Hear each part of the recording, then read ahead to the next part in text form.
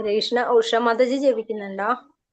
ഹരേ കൃഷ്ണ. ഹരേ കൃഷ്ണ ഹരേ കൃഷ്ണ ഹരേ കൃഷ്ണ ഹരേ കൃഷ്ണ ഹരേ രാമ രാമ രാമ ഹരേ ഹരേ. ഹരേ കൃഷ്ണ ഹരേ കൃഷ്ണ ഹരേ കൃഷ്ണ ഹരേ കൃഷ്ണ ഹരേ കൃഷ്ണ ഹരേ കൃഷ്ണ ഹരേ കൃഷ്ണ ഹരേ കൃഷ്ണ ഹരേ രാമ ഹരേ രാമ ഹരേ രാമ ഹരേ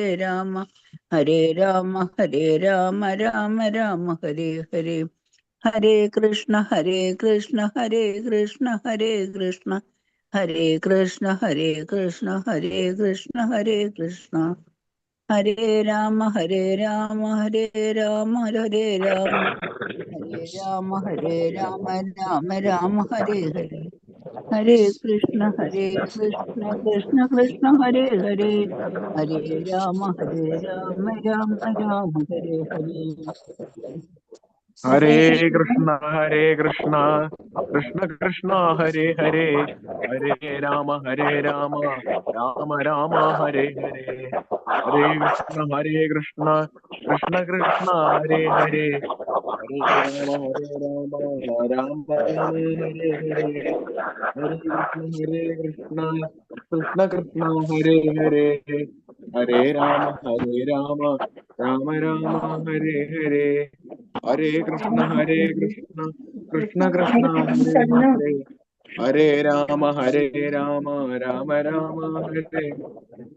ഹരേ കൃഷ്ണ കൃഷ്ണ കൃഷ്ണ ഹരേ ഹരേ. ഹരേ രാമ രാമ ഹരേ ഹരേ. ഹരേ കൃഷ്ണ കൃഷ്ണ കൃഷ്ണ ഹരേ ഹരേ. ഹരേ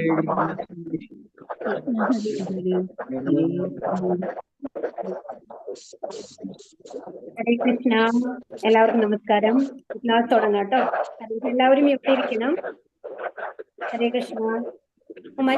ജ്ഞാനാഞ്ജനശലാകയാ ചക്ഷുരുന്മീലിതം യേന തസ്മൈ ശ്രീഗുരവേ നമഃ. ശ്രീചൈതന്യമനോഭീഷ്ടം സ്ഥാപിതം യേന ഭൂതലേ സ്വയം രൂപ കഥാ മഹ്യം ദദാതി സ്വപദാന്തികം. വന്ദേഹം ശ്രീഗുരോ ശ്രീയുധ പദകമലം ശ്രീഗുരും വൈഷ്ണവാംശ്ച ശ്രീരൂപം സാഗ്രജാതം സഗണരഘുനാഥാന്വിതം താം സജീവം സാദ്വൈതം സാവധൂതം പരിജനസഹിതം ശ്രീകൃഷ്ണ ചൈതന്യദേവം ശ്രീരാധാ കൃഷ്ണപാദാൻ സഗണലളിതാ ശ്രീവിശാഖാന്വിതംശ്ച. ഹേ കൃഷ്ണ കരുണാ സിന്ധോ ദീനബന്ധോ ജഗത്പദേ ഗോപേശ ഗോപികാന്ത രാധാകാന്ത നമോസ്തുതേ. തപ്ത കാഞ്ചന ഗൗരാംഗീ രാധേ വൃന്ദാവനേശ്വരി വൃഷഭാനുസുതേ ദേവി പ്രണമാമി ഹരിപ്രിയേ. വാഞ്ചാകൽപതരൂപ്യശ്ച കൃപാ സിന്ധുഭ്യേവ ച പതിതാനാം പാവനേഭ്യോ വൈഷ്ണവേഭ്യോ നമോ നമഃ. നമാം വിഷ്ണുപാദായ കൃഷ്ണപ്രേഷ്ഠായ ഭൂതലേ ശ്രീമതേ ജയപതാക സ്വാമിൻ ഇതി നാമിനെ. നമാചാര്യപാദായ നിതായ കൃപപ്രദായിനെ ഗൗരകഥാദാമദായ നഗരഗ്രാമധാരിണേ. നമാം വിഷ്ണുപാദായ കൃഷ്ണപ്രേഷ്ഠായ ഭൂതലേ ശ്രീമതേ ഭക്തിവേദാന്ത സ്വാമിൻ ഇതി നാമിനെ. നമസ്തേ സാരസ്വതേ ദേവേ ഗൗരവാണി പ്രചാരിണേ നിർവിശേഷ ശൂന്യവാദി പാശ്ചാത്യദേശധാരിണേ. ജയോ ശ്രീകൃഷ്ണ ചൈതന്യ പ്രഭോ നിത്യാനന്ദ ശ്രീ അദ്വൈത ഗദാധര ശ്രീവാസാദി ഗൗരഭക്തവൃന്ദ. ഹരേ കൃഷ്ണ കൃഷ്ണ കൃഷ്ണ ഹരേ ഹരേ. ഹരേ രാമ രാമ രാമ ഹരേ ഹരേ. ഹരേ കൃഷ്ണ. ഹരേ കൃഷ്ണ. നമ്മളുടെ ഭഗവത്ഗീത ക്ലാസ്സിലേക്ക് എല്ലാവർക്കും സ്വാഗതം. നമ്മൾ അടുത്ത ലെവലിലേക്ക് പോവാണ് അല്ലേ ഇന്ന്. അപ്പൊ ഇന്ന് നമ്മള് പകുതി ചാപ്റ്റർ ആണ് നമ്മൾ പഠിക്കാൻ പോകുന്നത്. ഏകദേശം ഒരു 23-24 ശ്ലോകം ഇന്ന് അവസാനിപ്പിക്കാൻ പറ്റും എന്നാണ് നമ്മൾ വിചാരിക്കുന്നത്. അപ്പോ ഇനി നമ്മൾ എന്താണ് കുറച്ചും കൂടി നമ്മൾക്ക് ഇതിന്റെ എന്താണ് ഭഗവത്ഗീത. അപ്പൊ നമ്മൾ പറഞ്ഞു അല്ലെ, ഭഗവത്ഗീത എന്താണെന്ന് പറഞ്ഞു. ഭഗവാൻ അർജുനനോട് സംസാരിച്ചതാണ് അല്ലെ, പറഞ്ഞു കൊടുത്തതാണ്. അർജുനന്റെ വിഷാദം കണ്ടിട്ട് അർജുനന്റെ വിഷാദത്തിന്റെ കാരണങ്ങളൊക്കെ നമ്മൾ ഒരു ഓവർവ്യൂ നമ്മൾ നോക്കിക്കഴിഞ്ഞു അല്ലെ. അപ്പൊ ഇവിടെ എന്താണ് ആദ്യം തുടങ്ങേണ്ടത് എന്താണെന്നുണ്ടെങ്കിൽ ഒരു കുരുക്ഷേത്ര യുദ്ധം ആണ് ഇതിന്റെ പശ്ചാത്തലം എന്ന് പറയുന്നത്. ഇത് 5000 വർഷങ്ങൾക്ക് മുമ്പാണ് ഈ ഭഗവത്ഗീത അർജുനനോട് ഭഗവാൻ പറയുന്നത്. അത് കുരുക്ഷേത്ര യുദ്ധക്കളത്തിൽ വെച്ച് കഴിഞ്ഞിട്ട് അർജുനൻ പറയുകയാണ്, എനിക്ക് യുദ്ധം ചെയ്യാൻ സാധിക്കില്ല, എൻ്റെ റിലേഷൻസ് എല്ലാവരുമാണ് മുമ്പിൽ നിൽക്കുന്നത് എന്ന് പറയുമ്പോ അതിന് യുദ്ധം ചെയ്യണം അർജുന, എന്തുകൊണ്ട് നീ യുദ്ധം ചെയ്യണം എന്ന് അർജുനന് പറഞ്ഞു കൊടുക്കുന്ന കാര്യങ്ങളാണ് ഭഗവത്ഗീത എന്ന് പറയുന്നത്. അപ്പൊ ഇത് നമ്മളെ സംബന്ധിച്ച് നമ്മളുടെ ലൈഫിൽ നമ്മൾ ഫേസ് ചെയ്യുന്ന കുറെ ചോദ്യങ്ങൾക്കുള്ള ഉത്തരങ്ങളാണ്. ഓരോ സന്ദർഭത്തിലും നമ്മൾ എങ്ങനെ റിയാക്ട് ചെയ്യണം, എങ്ങനെയാണ് മറ്റുള്ളവരോട് പെരുമാറേണ്ടത് എന്നൊക്കെ നമ്മളെ പഠിപ്പിക്കുകയാണ് ചെയ്യുന്നത്. അപ്പൊ ഇവിടെ എന്താണ് പറയുന്നത്? ഇത് നമ്മൾ പഠിക്കുന്ന ഭഗവത്ഗീത എന്ന് പറയുന്നത് ഭഗവത്ഗീത യഥാരൂപമാണ്. അതെല്ലാവരുടെ കയ്യിലും ഇപ്പോൾ ഒരുമാതിരി പുസ്തകം ഉണ്ടാവും അല്ലേ? യഥാരൂപം എന്ന് പറഞ്ഞു കഴിഞ്ഞാൽ അത് അതേമാതിരി പറയുന്നത്, ഒരു കൂട്ടലോ കുറയ്ക്കലുകളോ ഇല്ലാതെ ഭഗവാൻ പറഞ്ഞത് എന്താണോ അത് നമ്മളോട് പറയുകയാണ് ചെയ്യുന്നത് പ്രഭുപാദർ ഈ പുസ്തകത്തിൽ കൂടി. അപ്പൊ അന്താരാഷ്ട്ര കൃഷ്ണാവബോധ സമിതിയുടെ സ്ഥാപകാചാര്യനായ കൃഷ്ണ കൃപാമൂർത്തി ദിവ്യ പൂജ്യ ശ്രീമദ് AC ഭക്തിവേദാന്ത സ്വാമി പ്രഭുപാദരുടെ വ്യാഖ്യാനത്തിന് അടിസ്ഥാനമാക്കിയത്. അപ്പൊ ഇതില് ഭാവാർത്ഥങ്ങൾ മുഴുവൻ എഴുതിയിട്ടുള്ളത് പ്രഭുപാദാണ്. അപ്പൊ എഴുതിക്കണതും അതും 70 വയസ്സിന് ശേഷമാണ് കേട്ടോ ഇത് മുഴുവൻ എഴുതിയിട്ടുള്ളത്. ആ വയസ്സായ അമേരിക്കയിൽ പോയതിനു ശേഷമാണ് ഭഗവത്ഗീതയുടെ വിവർത്തനങ്ങളൊക്കെ പ്രഭുപാദ എഴുതി പ്രസിദ്ധീകരിച്ചിട്ടുള്ളത് നമ്മൾക്ക് വേണ്ടിയിട്ട്. അപ്പൊ പ്രഭുപാദയെ പറ്റിയിട്ട് നമ്മൾ ഇതിനു മുമ്പ് പറഞ്ഞിട്ടുണ്ട് അല്ലെ? കഴിഞ്ഞ ക്ലാസ്സുകളിൽ 1896 ജനിച്ചത്. വൈഷ്ണവാചാര്യനായിരുന്നു. ബംഗാളിലെ കൽക്കത്ത അവിടെയാണ് ജനിച്ചത്. പ്രഭുപാദയുടെ വീടെന്ന് പറയുന്നത് ഒരു വൈഷ്ണവ കുടുംബമാണ്. ഗൗരവ് മോഹന്റെ രജനിയുടെ അവരായിരുന്നു അച്ഛനും അമ്മയും. ഒരു 1922 ആ സമയത്താണ് പ്രഭുപാദ വന്നിട്ട് ഇതിലേക്ക് വരുന്നത്. ഭക്തി സിദ്ധാന്ത സരസ്വതിയെ കണ്ടിട്ട് ഭക്തി സിദ്ധാന്ത സരസ്വതി പ്രഭുപാദോട് പറയുന്നത് എന്താ, ഈ പാശ്ചാത്യ നാടുകളിൽ പോയിട്ട് ഇംഗ്ലീഷിൽ പ്രചാരണം നടത്തൂ, ചൈതന്യ മഹാപ്രഭുവിന്റെ സന്ദേശം എല്ലായിടത്തും എത്തിക്കൂ എന്നുള്ള ഒരു നിർദ്ദേശം കൊടുക്കുന്നത്. അതിനുശേഷം ഒരു 50 വയസ്സിന് ശേഷം ഫാമിലി സന്യാസം സ്വീകരിക്കണം എന്നുള്ള ഉദ്ദേശത്തോടു കൂടി വീട് വിട്ട് ഇറങ്ങുകയാണ്. ഒരുപാട് നല്ല ലെവലിലിരുന്നായിരുന്ന ഒരാളാണ്. ബിസിനസ് ചെയ്ത് അത്രയും വലിയ ബിസിനസ്സാണ് പ്രഭുപാദയ്ക്ക് ഉണ്ടായിരുന്നത്. അതെല്ലാം അവസാനമാകുമ്പോഴേക്ക് കുറഞ്ഞു, കാരണം ഭക്തിയുടെ സേവനങ്ങളിൽ മുഴുകിയിട്ട്. അത് കഴിഞ്ഞ് വീട്ടിൽ അതിനുശേഷമാണ് ഡൽഹിയിൽ വൃന്ദാവനിൽ വന്ന് ഡൽഹിയിൽ വെച്ചിട്ടാണ് ബാക്ക് ടു ഗോഡ് ഹെഡ് എന്നുള്ള മാഗസീനൊക്കെ പ്രസിദ്ധീകരിച്ച് എല്ലാവർക്കും വിതരണം ചെയ്ത് അതിനുശേഷമാണ് ഭാഗവതത്തിന്റെ ആദ്യത്തെ 3 സ്കന്ധങ്ങൾ എഴുതി പ്രസിദ്ധീകരിക്കുക. ഒരു പ്രസിനെ സമീപിച്ച് അത് അന്ന് സുമതി മുരദാർജി എന്ന് പറഞ്ഞ ഒരു ലേഡിയാണ് അതിന് ഹെൽപ്പ് ചെയ്യുന്നത്. അവർ തന്നെയാണ് പാശ്ചാത്യ നാടുകളിലേക്ക് പോകാനായിട്ട് പ്രഭുപാദയെ സഹായിച്ചത്. അപ്പൊ കയ്യിലൊന്നും ഇല്ലാതെ ഒരു $5 കയ്യിൽ വെച്ചിട്ടാണ് പ്രഭുപാദ ഒരു ചരക്ക് കപ്പലില് ഫ്രീ ടിക്കറ്റാണ് എടുത്തു കൊടുക്കുന്നത് സുമതി മൊറാർജി അതിൽ പോകുന്നത്. അപ്പൊ ഹാർട്ട് അറ്റാക്ക് ഉണ്ടായി, ഒരുപാട് ബുദ്ധിമുട്ടിയിട്ടാണ്. പക്ഷേ പ്രഭുപാദയുടെ ഉള്ളില് എന്റെ ഗുരുവിന്റെ സന്ദേശം തീർച്ചയായും പാലിക്കണം, നിർദ്ദേശം എന്തായാലും പാലിക്കണം, ഈ സന്ദേശം എല്ലാവർക്കും എത്തിക്കണം എന്നുള്ള ഒരു എന്താ പറയാ വാശി എന്ന് പറയൂ, ഒരു ദൃഢനിശ്ചയമാണ് ഉണ്ടായിരുന്നത്. അത്രയും ഹമ്പിളാണ്. ശരിക്കും എല്ലാവരെയും ഒരുപോലെ കാണാൻ കഴിയുന്നു. നമ്മൾ വിദ്യാവിനയ സമ്പന്നയെ പറഞ്ഞില്ലേ, അതുപോലത്തെ ഒരു ആചാര്യനായിരുന്നു. അപ്പൊ അദ്ദേഹത്തിന്റെ വ്യാഖ്യാനാണ് നമ്മൾ പഠിക്കാൻ പോകുന്നത്. ഇതിൽ മംഗളാചരണം എന്ന് പറയുന്നത് നമ്മൾ ചൊല്ലുന്നതാണ്. ഓം അജ്ഞാനതിമിരാന്തസ്യ. നിങ്ങളിപ്പോ കേട്ട് കുറച്ച് പരിചയമായി ഉണ്ടാവും അല്ലേ? ഈ ഓം അജ്ഞാനതിമിരാന്തസ്യ എന്ന് പറഞ്ഞു കഴിഞ്ഞാൽ എന്താണ്? എന്റെ അജ്ഞാനം നീക്കണം, അജ്ഞത നീക്കണം, അറിവില്ലായ്മ നീക്കിയിട്ട് എനിക്ക് അറിവ് തരണം എന്ന് പറയണ ആരോട്? ഗുരുവിനോടാണ് ഇത് പറയുന്നത്. ചക്ഷുരുന്മീലിതം യേന തസ്മൈ ശ്രീ ഗുരവേ നമഃ. പ്രഭുപാദയുടെ ഗുരു എന്ന് പറയുന്നത് ഭക്തി സിദ്ധാന്ത സരസ്വതിയാണ് കേട്ടോ. അപ്പോ ഇനി അടുത്ത 2 വരികൾ എന്താണ്? ശ്രീ ചൈതന്യ മനോഭിഷ്ടം സ്ഥാപിതം യേന ഭൂതലേ സ്വയം രൂപ കഥാമഹ്യം ദദാതി സ്വപദാന്തികം. ശ്രീ ചൈതന്യ മഹാപ്രഭുവിന്റെ അഭീഷ്ടം സാധിക്കാനായിട്ട്. അപ്പൊ ചൈതന്യ മഹാപ്രഭുവിന്റെ കൂടെ ഉണ്ടായിരുന്ന അസോസിയേറ്റ്സ് ആണ് ഗോസ്വാമിമാരെന്ന് പറയും. അവര് 6 പേരാണ് ഉള്ളത്. അതില് മെയിൻ ആയിട്ടുള്ള ആളാണ് രൂപ ഗോസ്വാമി എന്ന് പറയുന്നത്. അപ്പൊ രൂപ ഗോസ്വാമിക്ക് നമസ്കാരം പറയുകയാണ് ഈ വഴികളില്. രൂപ ഗോസ്വാമിയാണ് പണ്ട് ഈ വൃന്ദാവനം എന്നൊക്കെ പറയുന്നത് ഭഗവാൻ ധാമത്തിലേക്ക് തിരിച്ചു പോയതിനു ശേഷം എല്ലാം മണ്ണിന്റെ അടിയിൽ പോയിട്ടുണ്ടായിരുന്നു. അതിനൊക്കെ എക്സ്കാവേറ്റ് ചെയ്ത് പുറത്തേക്ക് കൊണ്ടുവന്നത് ഈ ഷഡ് ഗോസ്വാമിമാരാണ്, 6 ഗോസ്വാമിമാരാണ്. അവരിൽ പ്രധാനപ്പെട്ട ആളാണ് രൂപ ഗോസ്വാമി എന്ന് പറയുന്നത് കേട്ടോ. ഇനി വന്ദേഹം ശ്രീ ഗുരു ശ്രീയുത പദകമലം ശ്രീ ഗുരു വൈഷ്ണവാംശ ശ്രീരൂപം സാഗരജാതം. ഇത് 6 ഗോസ്വാമിമാരെന്ന് പറഞ്ഞില്ലേ, അവരാണ്. സനാതന ഗോസ്വാമി, രൂപ ഗോസ്വാമി, രഘുനാഥ ഗോസ്വാമി, അതുപോലെ തന്നെ അങ്ങനെ 6 പേരാണ് കേട്ടോ ഈ ഷഡ് ഗോസ്വാമി എന്ന് പറയുന്നത്. അവർക്കൊക്കെ വന്ദനം പറയാണ് ഇവിടെ. അത് ഇനി അടുത്തത് പറയുന്നത് ആരാണ്? ശ്രീ രാധാകൃഷ്ണ പാദാൻ. ചൈതന്യ മഹാപ്രഭുവിനെ അടക്കം അവിടെ പറഞ്ഞു. അതിനുശേഷം ശ്രീ രാധാകൃഷ്ണന്റെ പാദങ്ങളില് പിന്നെ ആരൊക്കെയാണ്? രാധാദേവിയുടെ എപ്പോഴും അസോസിയേറ്റ്സ് ആയിട്ട് സഖികളായിട്ടുണ്ടാവുന്നവരാണ് ലളിത വിശാഖ എന്ന് പറയുന്നത്. അപ്പൊ അവരും കൂടി ചേർത്തിട്ടാണ് എപ്പോഴും ഭഗവാനെ നമ്മൾ പ്രാർത്ഥിക്കുമ്പോ ഇപ്പൊ രാധാ ഗോവിന്ദ ഇപ്പൊ നമ്മൾ പറയുന്ന രാധാ ഗോവിന്ദ് ടെമ്പിൾ അങ്ങനെ പ്രാർത്ഥിക്കേണ്ടതാണ് അത്രേ ഭഗവാൻ ഇഷ്ടം.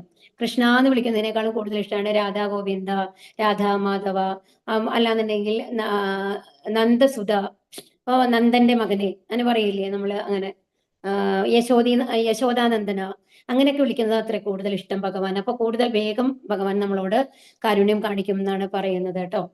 ഇനി നമാവും വിഷ്ണുപാദായ കൃഷ്ണപ്രേഷ്ഠായ ഭൂതലേ, ഇതാണ് നമ്മളുടെ പ്രഭുപാദയ്ക്കുള്ള പ്രണാമന്ത്രാണ്. അത് എന്താ പറയുന്നത്, ഭഗവാന്റെ ആ സന്ദേശം ഈ ലോകത്ത് പ്രചരിപ്പിക്കാൻ വേണ്ടിയിട്ട് വന്നതാണ്. ഭക്തി വേദാന്ത സ്വാമി എന്നാണ് അവരുടെ പേര്. എവിടെയൊക്കെയാണ് പോയത്? പാശ്ചാത്യ ദേശങ്ങളിൽ പോയിട്ട് ആ സന്ദേശം പ്രചരിപ്പിച്ച ആ ഗുരുദേവന് വന്ദനം എന്നുള്ളതാണ് ഇവിടെ പറയുന്നത്. ഇനി ഹേ കൃഷ്ണ കരുണാ സിന്ധു ദീനബന്ധു, ഇനി ഭഗവാന് കൃഷ്ണന് പറയുന്നതാണ്, കൃഷ്ണ കരുണാമൂർത്തി, ദീനരുടെ ബന്ധുവായിട്ടുള്ള, ജഗത് പിതാവായിട്ടുള്ള, ഗോപന്മാരുടെ സുഹൃത്തായിട്ടുള്ള, ഗോപിക കാന്തനായിട്ടുള്ള, അല്ലെ, ഒരു കാമുക ഭാവത്തിലല്ലേ ഭഗവാൻ ഗോപികമാർക്ക് നിൽക്കുന്നത്, അതുപോലെ രാധാകാന്തനായിട്ടുള്ള ആ ഭഗവാനെ നമസ്കരിക്കുന്നു. ഈ തപ്തകാഞ്ചന ഗൗരാംഗി, ഇതെന്ന് പറയുന്നത് സ്വർണം കാച്ചിയമാര്, ചുട്ട സ്വർണം എന്ന് പറയില്ലേ, സ്വർണ്ണം ഉരുക്കുമ്പോഴത്തെ ആ ഒരു നല്ല കളറല്ലേ വരിക, അതാണ് ആ വർണ്ണത്തിലുള്ള വൃഷഭാനു എന്നാണ് രാധാദേവിയുടെ അച്ഛന്റെ പേര്, രാധാറാണിയുടെ. അപ്പൊ വൃഷഭാനുവിന്റെ സുതയായിട്ടുള്ള എന്താണ് കൃഷ്ണന്റെ ഏറ്റവും പ്രിയപ്പെട്ടവളായിട്ടുള്ള രാധാദേവിക്ക്, വൃന്ദാവനേശ്വരി ആയിട്ടുള്ള രാധാദേവിക്ക് പ്രണാമം പറയുകയാണ് കേട്ടോ. ഇനിയാണ് നമ്മൾ പഞ്ചതത്വം, നമ്മൾ എപ്പോഴും പറയുന്നതല്ലേ ശ്രീകൃഷ്ണ, അത് ചൈതന്യ മഹാപ്രഭുവിന്റെ അസോസിയേറ്റ്സ് ആണ്. ആദ്യം ചൈതന്യ മഹാപ്രഭു, പിന്നെ നിത്യാനന്ദ പ്രഭു എന്ന് പറയുന്നത് ബലരാമന്റെ ഇതായിട്ടാണ് വരിക. അദ്വൈത ആചാര്യ, പിന്നെ ഗദാധര പണ്ഡിറ്റ്, ശ്രീവാസാദി ഗൗരഭക്തവൃന്ദ. അദ്വൈതാചാര്യ എന്ന് പറയുന്നത് വിഷ്ണുവിന്റെയും ശിവന്റെയും കൂടി ചേർന്നിട്ടുള്ള അവതാരമാണ് കേട്ടോ. ഗദാധര പണ്ഡിറ്റ് എന്ന് പറയുന്നത് രാധാദേവിയുടേതായിട്ടാണ് പറയുക. ശ്രീവാസ എന്ന് പറയുന്നത് നാരദരാണ്. അപ്പൊ അവരെല്ലാവരും നമ്മൾ വന്ദിക്കുകയാണ് ചെയ്യുന്നത് പറയുമ്പോൾ. ഇനി ഹരേ കൃഷ്ണ കൃഷ്ണ കൃഷ്ണ ഹരേ ഹരേ, ഹരേ രാമ രാമ രാമ ഹരേ ഹരേ, ഇതാണ് ഇതിന്റെ അർത്ഥം. ഇനി ശ്രീല പ്രഭുപാദരുടെ അഭിപ്രായത്തിൽ ഗീത ഒരു അടിസ്ഥാന പ്രബോധന ഗ്രന്ഥമാണ്. അപ്പൊ എന്താ പറയുന്നത്, നമ്മൾക്ക് ആത്മീയ പറ്റിയിട്ട് ഭഗവാനെ കുറിച്ച് പഠിക്കാനുള്ള ഒരു ഗ്രന്ഥമാണ് ഇത് ഗീത, ഭഗവത്ഗീത എന്നാണ് പ്രഭുപാദർ നമ്മളോട് പറഞ്ഞു തരുന്നത്. ഭഗവത്ഗീത എങ്ങനെ പഠിക്കണം? വളരെ ശ്രദ്ധയോടെ പഠിക്കണം. അതായത് അത്രയും നമ്മള് നിഷ്കർഷയോടുകൂടി പഠിച്ച, വെറുതെ എങ്ങനെ വായിച്ചാൽ മനസ്സിലാവില്ല. ഇപ്പൊ ഇന്നലെ തന്നെ നിറയെ പേര് മാതാജിമാര് പറഞ്ഞു അല്ലെ, വെറുതെ ഞങ്ങൾ വായിച്ചു നോക്കി, ഒന്നും മനസ്സിലാവുണ്ടായിരുന്നില്ല. അപ്പൊ ഒരാൾ പറയുമ്പോഴാണ് നമുക്ക് അതിന്റെ ഉള്ളിലത്തെ അർത്ഥം എന്താണ് അതുകൊണ്ട് ഉദ്ദേശിച്ചുള്ളത് എന്ന് മനസ്സിലാവുക.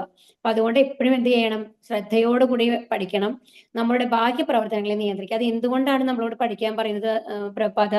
നമ്മുടെ ഇന്ദ്രിയങ്ങളെ നമുക്ക് നിയന്ത്രിക്കാനായിട്ട് സാധിക്കും എന്നാണ് പറയുന്നത്. ആ ഭഗവത്ഗീത റെഗുലർ ആയിട്ട് നമ്മൾ വായിച്ചുകൊണ്ടേ ഇരുന്ന് കഴിഞ്ഞാൽ തന്നെ നമുക്ക് ചീത്ത കാര്യങ്ങൾ ചെയ്യാനുള്ള മനസ്സുണ്ടാവില്ല. നമ്മുടെ ആഗ്രഹങ്ങൾക്ക് നിയന്ത്രണം വരും. നമ്മൾ ലളിതമായിട്ട് ജീവിക്കാൻ പഠിക്കും. അതുപോലെ തന്നെ ഭഗവാനോടുള്ള ആകർഷണം കൂടും. ഇതൊക്കെയാണ് കാര്യങ്ങൾ. ഒരാൾ തത്വചിന്തയുടെ ഒഴുക്ക് മനസ്സിലാക്കണം, ഒറ്റയ്ക്കല്ല. പിന്നെ എന്താണ് ഇതിൽ മെയിനായിട്ട് നമ്മൾക്ക് പറഞ്ഞു തരുന്നത് ഭഗവാൻ? എത്രയോ ശ്ലോകങ്ങൾ നിങ്ങൾ കണ്ടു അല്ലെ? എന്താ പറയുന്നത്? നിങ്ങൾ ഒറ്റയ്ക്കല്ല, ഞാൻ എപ്പോഴും കൂടെയുണ്ട്. അപ്പൊ എന്താണ്, ഒരു സുഹൃത്തായിട്ട് എല്ലാ ജന്മങ്ങളിലും ഞാൻ നിങ്ങളുടെ കൂടെയുണ്ട്, നിങ്ങൾ ഒറ്റയ്ക്കല്ല. അതാണ് നമ്മൾ ആദ്യം മനസ്സിലാക്കേണ്ടത്. വേറെ ആരും നമ്മളെ ഉപേക്ഷിച്ചു പോയാലും ആരാണ് നമ്മുടെ കൂടെ ഉള്ളത്? ഭഗവാനാണുള്ളത്. ഭഗവാനെ വിശ്വസിച്ചു കഴിഞ്ഞാൽ ഒരു ദോഷവും നമ്മൾക്ക് വരില്ല. ഇതാണ് പ്രഭുപാദ നമ്മൾക്ക് പറയുന്നത്. ഇനി ഭഗവാൻ കൃഷ്ണന്റെ കാരുണ്യം. ഈ ഭഗവാൻ എന്തിനാണ് നമ്മൾക്ക് ഭഗവത്ഗീത തന്നത്? ശങ്കരാചാര്യർ ഗീതയെ അമൃതത്തിന്റെ നദിയായിട്ടാണ് വിശേഷിപ്പിക്കുന്നത്. നമ്മൾ ഗീതാ മഹാത്മ്യം പഠിച്ചു അല്ലെ ശങ്കരാചാര്യരുടെ? അപ്പൊ അതിലെന്താ പറയുന്നത്? അമൃതാണ് എന്നുള്ളതാണ്, നെക്ടർ. അതായത് അത് നമ്മള് ഈ ഒരു അമൃതം കഴിച്ചു കഴിഞ്ഞാൽ എന്താ ഉണ്ടാവുക? നമ്മൾക്ക് മരണം ഉണ്ടാവില്ല അല്ലെ? അതുപോലെ തന്നെയാണ് ഭഗവത്ഗീത ശ്രദ്ധയോടുകൂടി പഠിച്ച് ഭക്തിയുടെ സേവനങ്ങൾ ചെയ്യുകയാണെങ്കിൽ ഭഗവാൻ നമ്മളെ ധാമത്തിലേക്ക് കൊണ്ടുപോകും. പിന്നെ നമ്മൾക്ക് ജനനവും മരണവും ഇല്ലല്ലോ, പിന്നെ മരണമില്ലല്ലോ. അതുകൊണ്ടാണ് അമൃതത്തിന്റെ നദി എന്ന് പറയുന്നത്. ഇനി മഹാഭാരത ചരിത്രം, അതിനി അടുത്ത് വരുന്നുള്ളൂ. പിന്നെ അർജുനൻ യുദ്ധം ചെയ്യാൻ നിഷേധിക്കുന്നു. അത് ഭഗവാന്റെ കൃഷ്ണന്റെ കാരുണ്യം കൊണ്ടാണ് നമ്മൾക്ക് ആ ഒരു സന്ദർഭം സൃഷ്ടിച്ചതാണ് അർജുനന് വേണ്ടിയിട്ട്. എന്തിനു വേണ്ടിയിട്ട്? നമ്മളോട് ഭഗവത്ഗീത പറയാനായിട്ട്. അപ്പൊ ആക്ച്വലി അത് ഭഗവാൻ അർജുനന് വേണ്ടി മാത്രമായിട്ടല്ല അത് പറഞ്ഞത്, നമ്മൾക്ക് വേണ്ടിയിട്ട്. അർജുനൻ ഒരു നിമിത്തം മാത്രമാണ്, ഒരു ഉപകരണം മാത്രമാണ് ഭഗവാന്റെ എന്നാണ് പറയുന്നത്. ജീവാത്മാവിനോടുള്ള അനുകമ്പയാൽ ഭഗവാൻ കൃഷ്ണൻ ഗീത ഉപദേശിക്കുന്നു. അതാണ് ജീവാത്മാവ്, നമ്മളെ പോലുള്ള ജീവാത്മാക്കൾക്ക് വേണ്ടിയിട്ടാണ് ഭഗവാൻ എന്ത് ചെയ്തത്? ഈ ഗീത അർജുനന് പറഞ്ഞു കൊടുത്തത് എന്നാണ് ഇവിടെ പറയുന്നത്. ഇനി നമ്മൾക്കൊന്ന് ബാക്ക്ഗ്രൗണ്ട് നമ്മൾക്കൊന്ന് ചെക്ക് ചെയ്യാം കേട്ടോ. എന്താ ഇവിടെ പറയുന്നത്? ഇനി ഒരുപാട് 5000 വർഷങ്ങൾക്ക് മുമ്പാണ് ഇത് നടന്നതെന്ന് പറയുന്നുണ്ടല്ലോ. അപ്പൊ ഇത് തുടങ്ങുന്നത് കുരുവംശം എങ്ങനെയാണ് തുടങ്ങണേ എന്നാണ് ഇവിടെ നമ്മൾ കാണുന്നത്. അപ്പൊ ഈ സ്ലൈഡ് നിങ്ങൾക്ക് കാണാൻ പറ്റുള്ളൂ, അതിൽ നോക്കി പോയിക്കോളൂ കേട്ടോ. അപ്പൊ ഏറ്റവും ആദ്യം തന്നെ ശന്തനു എന്ന് പറഞ്ഞിട്ടുള്ള ഒരു മഹാരാജാവ് ഉണ്ടായിരുന്നു. അപ്പൊ ശന്തനു മഹാരാജാവ് അതീവ ശ്രേഷ്ഠനായിട്ടുള്ള ഒരു മഹാരാജാവാണ്, കാണാൻ അതീവ സുന്ദരനാണ്, അങ്ങനെ കുറെ വിശേഷണങ്ങളുണ്ട് ശന്തനു മഹാരാജാവിന്. നീതിമാനായിട്ടുള്ള ഒരു രാജാവായിരുന്നു. അപ്പൊ ആ രാജാവ് ഗംഗാതീരത്ത് ആണ്, ഹസ്തിനപുരത്തിന്റെ അവിടെ. അപ്പൊ ആ ഗംഗാതീരത്തിന്റെ അവിടെ പോകുമ്പോ ഒരു അതീവ സുന്ദരിയായിട്ടുള്ള ഒരു സ്ത്രീരത്നത്തെ കാണുകയാണ്. സ്ത്രീരത്നം തന്നെ പറയണം, അത്രയും ഭംഗിയാണ് കാണാനായിട്ട്, ശരീരവടിവും അത്രയും ഭംഗിയുള്ള ഒരു സ്ത്രീയാണ്. അപ്പൊ ആരാണെന്നൊന്നും അറിയില്ല ശന്തനു മഹാരാജാവിന്. അപ്പൊ രാജാവല്ലേ, അപ്പൊ സൗന്ദര്യത്തിൽ ആകർഷിതനായിട്ട് പറയും, ഞാൻ നിങ്ങളെ വിവാഹം കഴിച്ചോട്ടെ എന്ന് ചോദിക്കും. അപ്പോ അവര് പറയും, ഓക്കെ, ഞാൻ വിവാഹം കഴിക്കാൻ റെഡിയാണെങ്കിൽ, പക്ഷേ എനിക്ക് 1-2 കണ്ടീഷൻസ് ഉണ്ട് എന്ന് പറയും. അപ്പൊ എന്താണെന്ന് ചോദിക്കും ശന്തനു മഹാരാജാവ്. അപ്പൊ പറയും, എന്താണെന്നുണ്ടെങ്കിൽ ഞാൻ വന്നിട്ട് എന്ത് ചെയ്താലും അതിന് ഒരു ദേഷ്യഭാവത്തിലുള്ള മറുപടി എന്നോട് ചോദിക്കുക, ക്വസ്റ്റ്യൻ ചെയ്യാൻ പാടില്ല എന്നെ. എന്ന് നിങ്ങൾ എന്നെ ക്വസ്റ്റ്യൻ ചെയ്യണോ അന്ന് ഞാൻ നിങ്ങളെ വിട്ടുപോകും, ഇതാണ് കണ്ടീഷൻ കേട്ടോ. അപ്പൊ ശന്തനു മഹാരാജാവാണെങ്കിൽ അവര് ആ സൗന്ദര്യത്തിലും അവരെ പെരുമാറ്റത്തിലും ഇങ്ങനെ വീണ് കിടക്കുകയാണ്. അപ്പൊ വേഗം തന്നെ സമ്മതിക്കും, ഓക്കെ അതൊക്കെ ശരി, ഞാൻ സമ്മതിച്ചു എന്ന് പറയും. ശന്തനു മഹാരാജാവിന് അറിയില്ലല്ലോ എന്താ നടക്കാൻ പോണേന്നുള്ളത്. അത് കഴിഞ്ഞ് ഒരുപാട് സന്തോഷത്തോട് കൂടിയിട്ട് അവരെ ജീവിക്കും. അങ്ങനെ അവർക്ക് 7 മക്കളുണ്ടാവുകയാണ്. ഓരോ കുട്ടിയും എന്താ ചെയ്യാന്നുണ്ടെങ്കിൽ ബാക്കി എല്ലാം കൊണ്ടും പിന്നെയാണ് മനസ്സിലാവണത് ശന്തനു മഹാരാജന് ഗംഗാദേവിയാണ് എന്നുള്ളത്.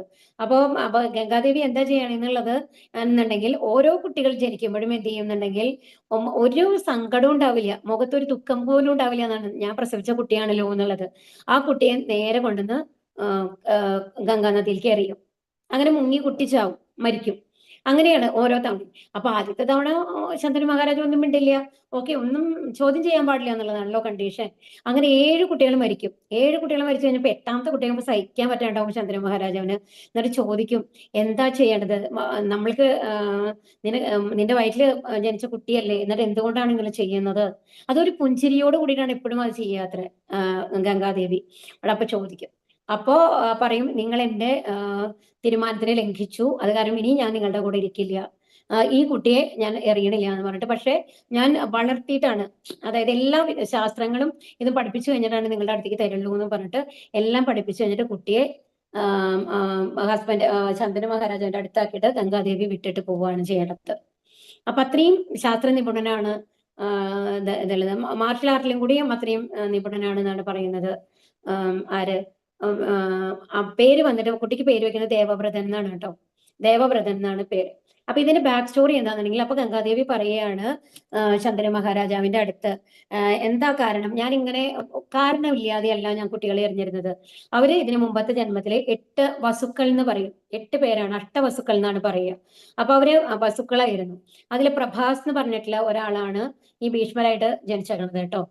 അപ്പൊ ഈ 8 വസുക്കൾ എന്ത് ചെയ്യുന്നുണ്ടെങ്കിൽ വസിഷ്ഠന്റെ ആശ്രമത്തിൽ പോകുമ്പോ അവിടെ ചെല്ലുമ്പോൾ കാമധേനുവിനെ കാണും. വസിഷ്ഠന്റെ ആശ്രമത്തില് വസിഷ്ഠന്റെ സ്വന്തമായിട്ടുള്ളതാണ് കാമധേനു എന്ന് പറഞ്ഞിട്ടുള്ള പശു. അപ്പൊ ആ പശുവിന്റെ പ്രത്യേകത എന്താണെന്നുണ്ടെങ്കിൽ ഡിസേർട്ടറിയാണ്, എന്ത് ചോദിച്ചാലും സാധിപ്പിച്ചു കൊടുക്കും. പാല് മാത്രമല്ല, നമ്മൾക്ക് എന്ത്. അപ്പൊ ഇത് കാണുമ്പോൾ ഇവർക്ക് ആഗ്രഹം തോന്നിയിട്ട് ഇതിനെ മോഷ്ടിക്കുകയാണ് ചെയ്യുന്നത്. അപ്പൊ അത് കാരണം കൊണ്ട് വസിഷ്ഠർ ശപിക്കും, നിങ്ങൾക്ക് വന്നു കഴിഞ്ഞിട്ട് ഇങ്ങനെ ഭൂമിയിൽ വന്നിട്ട് ജനിക്കേണ്ടി വരട്ടെ എന്നുള്ള ഒരു ശാപം കൊടുക്കുകയാണ്. അപ്പോ എന്താണ്, അപ്പൊ ഗംഗാദേവി എന്താ ചെയ്യണമെന്നുണ്ടെങ്കിൽ അവർക്ക് ഏറ്റവും കുറഞ്ഞ സമയത്ത് അവരനുഭവിക്കുന്ന മാതിരി ആ കുട്ടികളെ ഏറ്റെടുക്കുകയാണ്. എന്നിട്ട് വസുക്കളെ ഏറ്റെടുത്ത് കഴിഞ്ഞിട്ട് അവര് ഗർഭത്തിൽ ജനിച്ചു കഴിഞ്ഞിട്ട് അപ്പൊ തന്നെ അവര് വെള്ളത്തിൽ മുക്കിക്കൊള്ളുമ്പോൾ അവരെ പാപം തീരും. അവരെ സംബന്ധിച്ചത് അനുഗ്രഹമാണ് അത്. പക്ഷെ ശന്തനു മഹാരാജാവിന് അറിയില്ലല്ലോ. അപ്പൊ അങ്ങനെ അതില് സർവൈവ് ആവുന്നത് ആരാണ്? ഈ പ്രഭാസ് മാത്രമാണ്. പ്രഭാസ് എന്നുള്ളതാണ് ഭീഷ്മർ എന്ന് പറയുന്നത് ദേവവ്രതനായിട്ട് വരുന്നത് കേട്ടോ. ഇതാണ് ഇതിന്റെ ബാക്ക് സ്റ്റോറി എന്ന് പറയുന്നത്. അപ്പൊ ഈ ഭീഷ്മര് വന്നിട്ട് അപ്പോ ഇതൊക്കെ കഴിഞ്ഞു. ശന്തനു മഹാരാജാവും ഭീഷ്മരും കൂടിയിട്ടാണ് താമസിക്കുന്നത്. അപ്പോഴാണ് സത്യവതിയെ കണ്ട് മോഹിക്കണത് ശന്തനു മഹാരാജാവ്. സത്യവതിയുടെ കാര്യം എന്താണെന്നുണ്ടെങ്കിൽ, സത്യവതി ഒരു മുക്കുവൽ സ്ത്രീയായിരുന്നു. അപ്പൊ പരാശര മുനി, അപ്പൊ ഇവർക്ക് എങ്ങനെയാന്ന് വെച്ച് കഴിഞ്ഞാല് ഈ കടത്തുണ്ടല്ലോ, തോണി, അതിങ്ങനെ കടത്തണ ജോലിയാണ് സത്യവതിയുടെ അച്ഛനുണ്ടായിരുന്നത്. അപ്പൊ സത്യവതി അച്ഛനെ സഹായിക്കും. അപ്പൊ എപ്പോഴെങ്കിലും അവർക്ക് ബിസി ആണെന്നുള്ള സമയത്ത് സത്യവതിയാണ് പോയി ഹരേ കൃഷ്ണ, ദേവി ഇത് മ്യൂട്ടിലിരിക്കൂ. അപ്പൊ സത്യവതിയാണ് അപ്പൊ ഈ കടത്ത് കടത്താനൊക്കെ സഹായിക്കുക. അപ്പൊ അന്ന് പരാശര മുനി വരുന്ന സമയത്ത് കടത്തുന്ന സമയത്ത് എന്താണ്ടാവണെന്നുണ്ടെങ്കിൽ അവരുണ്ടാവില്ല, അവരച്ഛൻ ഉണ്ടാവില്ല. സത്യവതിയാണ് പറഞ്ഞേക്കുന്നത് അവരെ ശുശ്രൂഷിക്കണം എന്നൊക്കെ പറഞ്ഞിട്ട്. അപ്പൊ എന്നിട്ട് സത്യവതി വരുമ്പോൾ സത്യവതിയിൽ ഇതായി കഴിഞ്ഞിട്ട് അവരിൽ പരാശരമുനിക്കും സത്യവതിയിലും ഉണ്ടാവുന്ന മകനാണ് വ്യാസദേവൻ എന്ന് പറയുന്നത് കേട്ടോ. വ്യാസദേവൻ എന്ന് പറയുന്നത് ഭഗവാൻ കൃഷ്ണന്റെ തന്നെ അവതാരമാണ്. കൃഷ്ണ തൊയ്പായൻ എന്നാണ് പേര്. ആ ഡീപ്പായിട്ട് പോകാനുള്ള സമയമില്ല നമ്മൾക്ക്. അപ്പൊ വ്യാസദേവന്റെ സ്റ്റോറി. അപ്പൊ അങ്ങനെ വ്യാസദേവൻ ഉണ്ടായിട്ടുണ്ട്. അപ്പൊ എന്താണ് സത്യവതിയുടെ അല്ല ശന്തനൂരും ഗംഗാദേവിക്കും ഉണ്ടായ മകനാണ് ഭീഷ്മര്. സത്യവതിക്കും പരാശരമുനിക്കും ഉണ്ടായ മകനാണ് വ്യാസദേവൻ. ഇത് മനസ്സിലായല്ലോ അല്ലെ? അത് കഴിഞ്ഞതിന് ശേഷം ശന്തനു മഹാരാജാവ് അപ്പൊ എന്താണ് പരാശരമുനിയുടെ അനുഗ്രഹം കൊണ്ട് സത്യവതി അതീവ സുന്ദരിയായിട്ടുള്ള ഒരു ലേഡിയായിട്ട് മാറുകയാണ്. മുമ്പെന്ന് പറയുമ്പോൾ ഒരു മുക്കവത്തി ആവുമ്പോൾ മത്സ്യഗന്ധാണ് ഉണ്ടാവുക. മത്സ്യഗന്ധി എന്നും കൂടി അവർക്ക് പേരുണ്ട്. പക്ഷേ ഈ പരാശരമുനിയുടെ അനുഗ്രഹം കൊണ്ട് അവർക്ക് അതീവ സുഗന്ധമായിരിക്കും ഇത്ര ഇവരടുത്ത് വന്നു കഴിഞ്ഞാൽ. ഒരു പ്രത്യേക സുഗന്ധമാണ് ആ സ്ത്രീക്ക്. അപ്പൊ അങ്ങനെ ആകർഷണമായിട്ട് ചന്ദ്ര മഹാരാജാവ് സത്യവതിയെ കല്യാണം കഴിക്കാൻ ആഗ്രഹിക്കുകയാണ്. അപ്പൊ സത്യവതി കണ്ടീഷൻ എന്താ വെക്കണമെന്നുണ്ടെങ്കിൽ, എന്നെ കല്യാണം കഴിച്ചു കഴിഞ്ഞാൽ എന്റെ മക്കളായിരിക്കണം രാജാവായിട്ട് വരുന്നത്. അതുകൊണ്ട് ദേവവ്രതൻ കല്യാണം കഴിക്കാൻ പാടില്ല. അതായത് രാജാവ് കാരണം കല്യാണം കഴിച്ചാലല്ലേ കുട്ടികൾ ഉണ്ടാവുള്ളൂ. അപ്പൊ അങ്ങനെ ഭീഷ്മര് ശന്തനു അച്ഛന് വേണ്ടിയിട്ട് ഇത് കൊടുക്കുകയാണ്, ഞാൻ ബ്രഹ്മചാരിയായിട്ട് ഇരുന്നോളാമെന്ന്. അതാണ് ഈ ബാക്ക് സ്റ്റോറി കേട്ടോ ഇതിന്റെ. അത് കഴിഞ്ഞ് ശന്തനുവും മഹാരാജാവും സത്യവതിക്കും 2 മക്കളുണ്ടാവുന്നുണ്ട്, ചിത്രാംഗതനും വിചിത്രവീര്യനും. അപ്പൊ ഈ സത്യവതിയുടെ തന്നെ വേറെ മകനാണല്ലോ വ്യാസദേവൻ. അപ്പൊ എന്താ പറയാ, അവര് വേറെ അച്ഛനിലുണ്ടായ മകനാണ് വ്യാസദേവൻ എന്ന് പറയുന്നത്. സിബ്ലിങ്സ് വേണമെങ്കിൽ പറയാം. അങ്ങനെയാണ്. അപ്പൊ ചിത്രാംഗതൻ വിചിത്രവീര്യൻ വ്യാസദേവനാണ് ഉള്ളത് കേട്ടോ. അപ്പൊ ഈ ചിത്രാംഗതനും വിചിത്രവീര്യനും അപ്പോ ഇവരെ മാരേജിന്റെ സമയമാകുമ്പോ ഭീഷ്മര് പോയിട്ട് ആരെയാണ് 3 മക്കളാണ് അവര് സിബ്ലിങ്സ് ആണ്. ആര്? അംബ, അംബിക, അംബാലിക. അവരെ കൊണ്ടുവരികയാണ് രഥത്തിൽ കയറ്റിയിട്ട് ഇവർക്ക് കല്യാണം കഴിക്കാൻ വേണ്ടിയിട്ട്. പക്ഷെ അങ്ങനെ കൊണ്ടുവരുമ്പോൾ എന്താണ്ടാവണമെന്നുണ്ടെങ്കിൽ അംബ പറയാണ് ഭീഷ്മരോട്, അത് കൈപിടിച്ചിട്ട് കൊണ്ടുവരിക. കൈപിടിച്ച് കൊണ്ടുവരാൻ പാടില്ല എന്നാണല്ലോ പറയുക. അന്നത്തെ കാലത്തൊക്കെ കൈപിടിച്ച് കഴിഞ്ഞാൽ അവരാണ് ഭർത്താവായിട്ട് ഉണ്ടാവുക എന്നുള്ള മാതിരി ഒരു കൺസെപ്റ്റ് ആണ് ഉള്ളത്. അപ്പൊ അംബ കൊണ്ടുവരുമ്പോ അംബ പറയും അവർക്ക് ആരെയോ ഇഷ്ടമുണ്ടായിരുന്നുണ്ടാവും. അപ്പൊ അംബ പറയും, ഇങ്ങനെ വിവരം പറയുമ്പോ വിട്ടയക്കാണ് അംബെ ആര്? ഭീഷ്മര്. പക്ഷേ എന്തുണ്ടാവും, അവർ സ്വീകരിക്കില്ല. ഒരാൾ പിടിച്ചു കൊണ്ടുപോയതല്ലേ, അത് കാരണം കൊണ്ട്. അപ്പൊ തിരിച്ചു വന്നിട്ട് അംബ പറയാണ് ഭീഷ്മരോട്, എന്താ നിങ്ങൾ എന്നെ കല്യാണം കഴിക്കുന്നത്, കാരണം നിങ്ങളാണ് എന്നെ കൈ പിടിച്ചത്. അപ്പൊ ഭീഷ്മർ പറയും, ഇല്ല, ഞാൻ ആജന്മ ബ്രഹ്മചാരിയാണ്, എനിക്ക് അതിന് സാധിക്കില്ല എന്ന് പറഞ്ഞിട്ട് അംബ ജീവൻ കൊടുക്കുകയാണ് ചെയ്യുന്നത്. അതിനുശേഷമാണ് ശിഖണ്ഡി രൂപത്തിൽ വരുന്നത് അടുത്തതിൽ. അപ്പൊ കുരുക്ഷേത്ര യുദ്ധത്തിന്റെ സമയത്ത് ശിഖണ്ഡി ആയിട്ട് വരുന്നത് അംബയാണെന്നാണ് പറയുന്നത്. അത് കഴിഞ്ഞ് പിന്നെ 2 സിസ്റ്റേഴ്സ് ആണുള്ളത്, അംബിക, അംബാലിക. അപ്പൊ പക്ഷെ എന്തുണ്ടാവുന്നുണ്ടെങ്കിൽ ഈ ചിത്രാംഗതനും അസുഖം പിടിച്ച് മരിക്കും, ചിത്രവീര്യനും അതെ യുദ്ധത്തിൽ മരിക്കും. അതിന് 2 പേരും വളരെ ഇതായിട്ട് തന്നെ മരിക്കുമ്പോൾ അവർക്ക് കുട്ടികൾ ഉണ്ടാവില്ല, അംബികയ്ക്കും അംബാലികയ്ക്കും. അപ്പൊ അന്നത്തെ കാലത്ത് അങ്ങനെ ഒരു നിയമം ഉണ്ടായിരുന്നു. ആരെങ്കിലും ഒരു സിബ്ലിങ്സ് ആയിട്ടുണ്ടെങ്കിൽ ഇവർ സ്വന്തം സിബ്ലിംഗ് അല്ലെങ്കിലും അവരെ വെച്ച് കഴിഞ്ഞിട്ട് നമ്മൾക്ക് കുട്ടികൾ ഉണ്ടാക്കാം. കാരണം രാജ്യം ഭരിക്കാൻ ആള് വേണമല്ലോ, അത് കാരണം കൊണ്ട്. അപ്പൊ വ്യാസദേവനോട് പറയാണ്, സത്യവതി മോനാണല്ലോ, പറയാണ് ഇങ്ങനെ കുട്ടികൾ ഉണ്ടാവണം. ശരിക്കും ഒരു സെയിം ടൈപ്പ് ആണ് കേട്ടോ. മഹർഷിമാരെയാണ് വ്യാസദേവൻ ഉള്ളത്, അതീവ ജ്ഞാനിയാണ്. അപ്പൊ വ്യാസദേവൻ സമ്മതിക്കും, ഇങ്ങനെ ഇതിന് വേണ്ടിയിട്ടല്ലേ.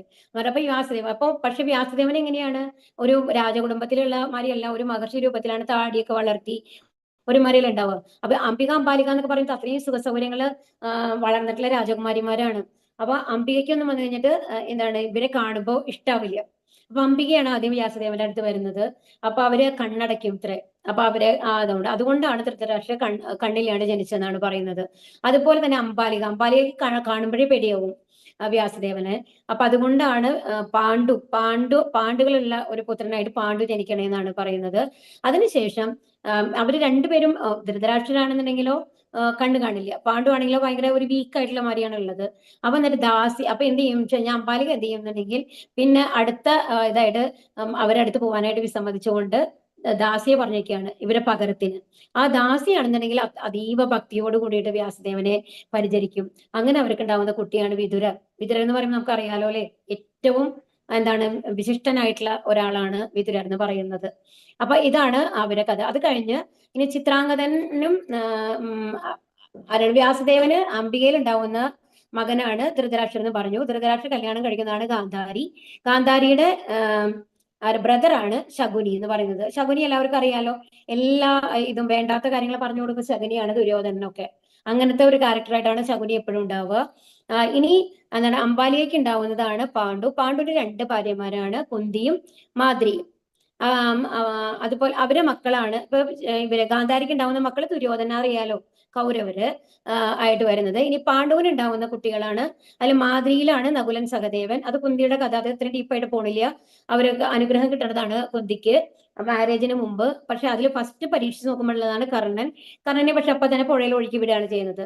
പിന്നെ ഈ മാരേജ് കഴിഞ്ഞിട്ട് അങ്ങനെയുള്ള അനുഗ്രഹം കൂടി കിട്ടുന്നതാണ് ആര്, യുധിഷ്ഠിരൻ, ഭീമൻ, അർജുനൻ, നകുലൻ, സഹദേവൻ. അതിൽ നകുലനെയും സഹദേവനെയും മാദ്രിക്ക് കൊടുക്കുകയാണ്, കാരണം അവർക്ക് കുട്ടികളില്ലല്ലോ, അത് കാരണം കൊണ്ട് കുന്തി ദേവി.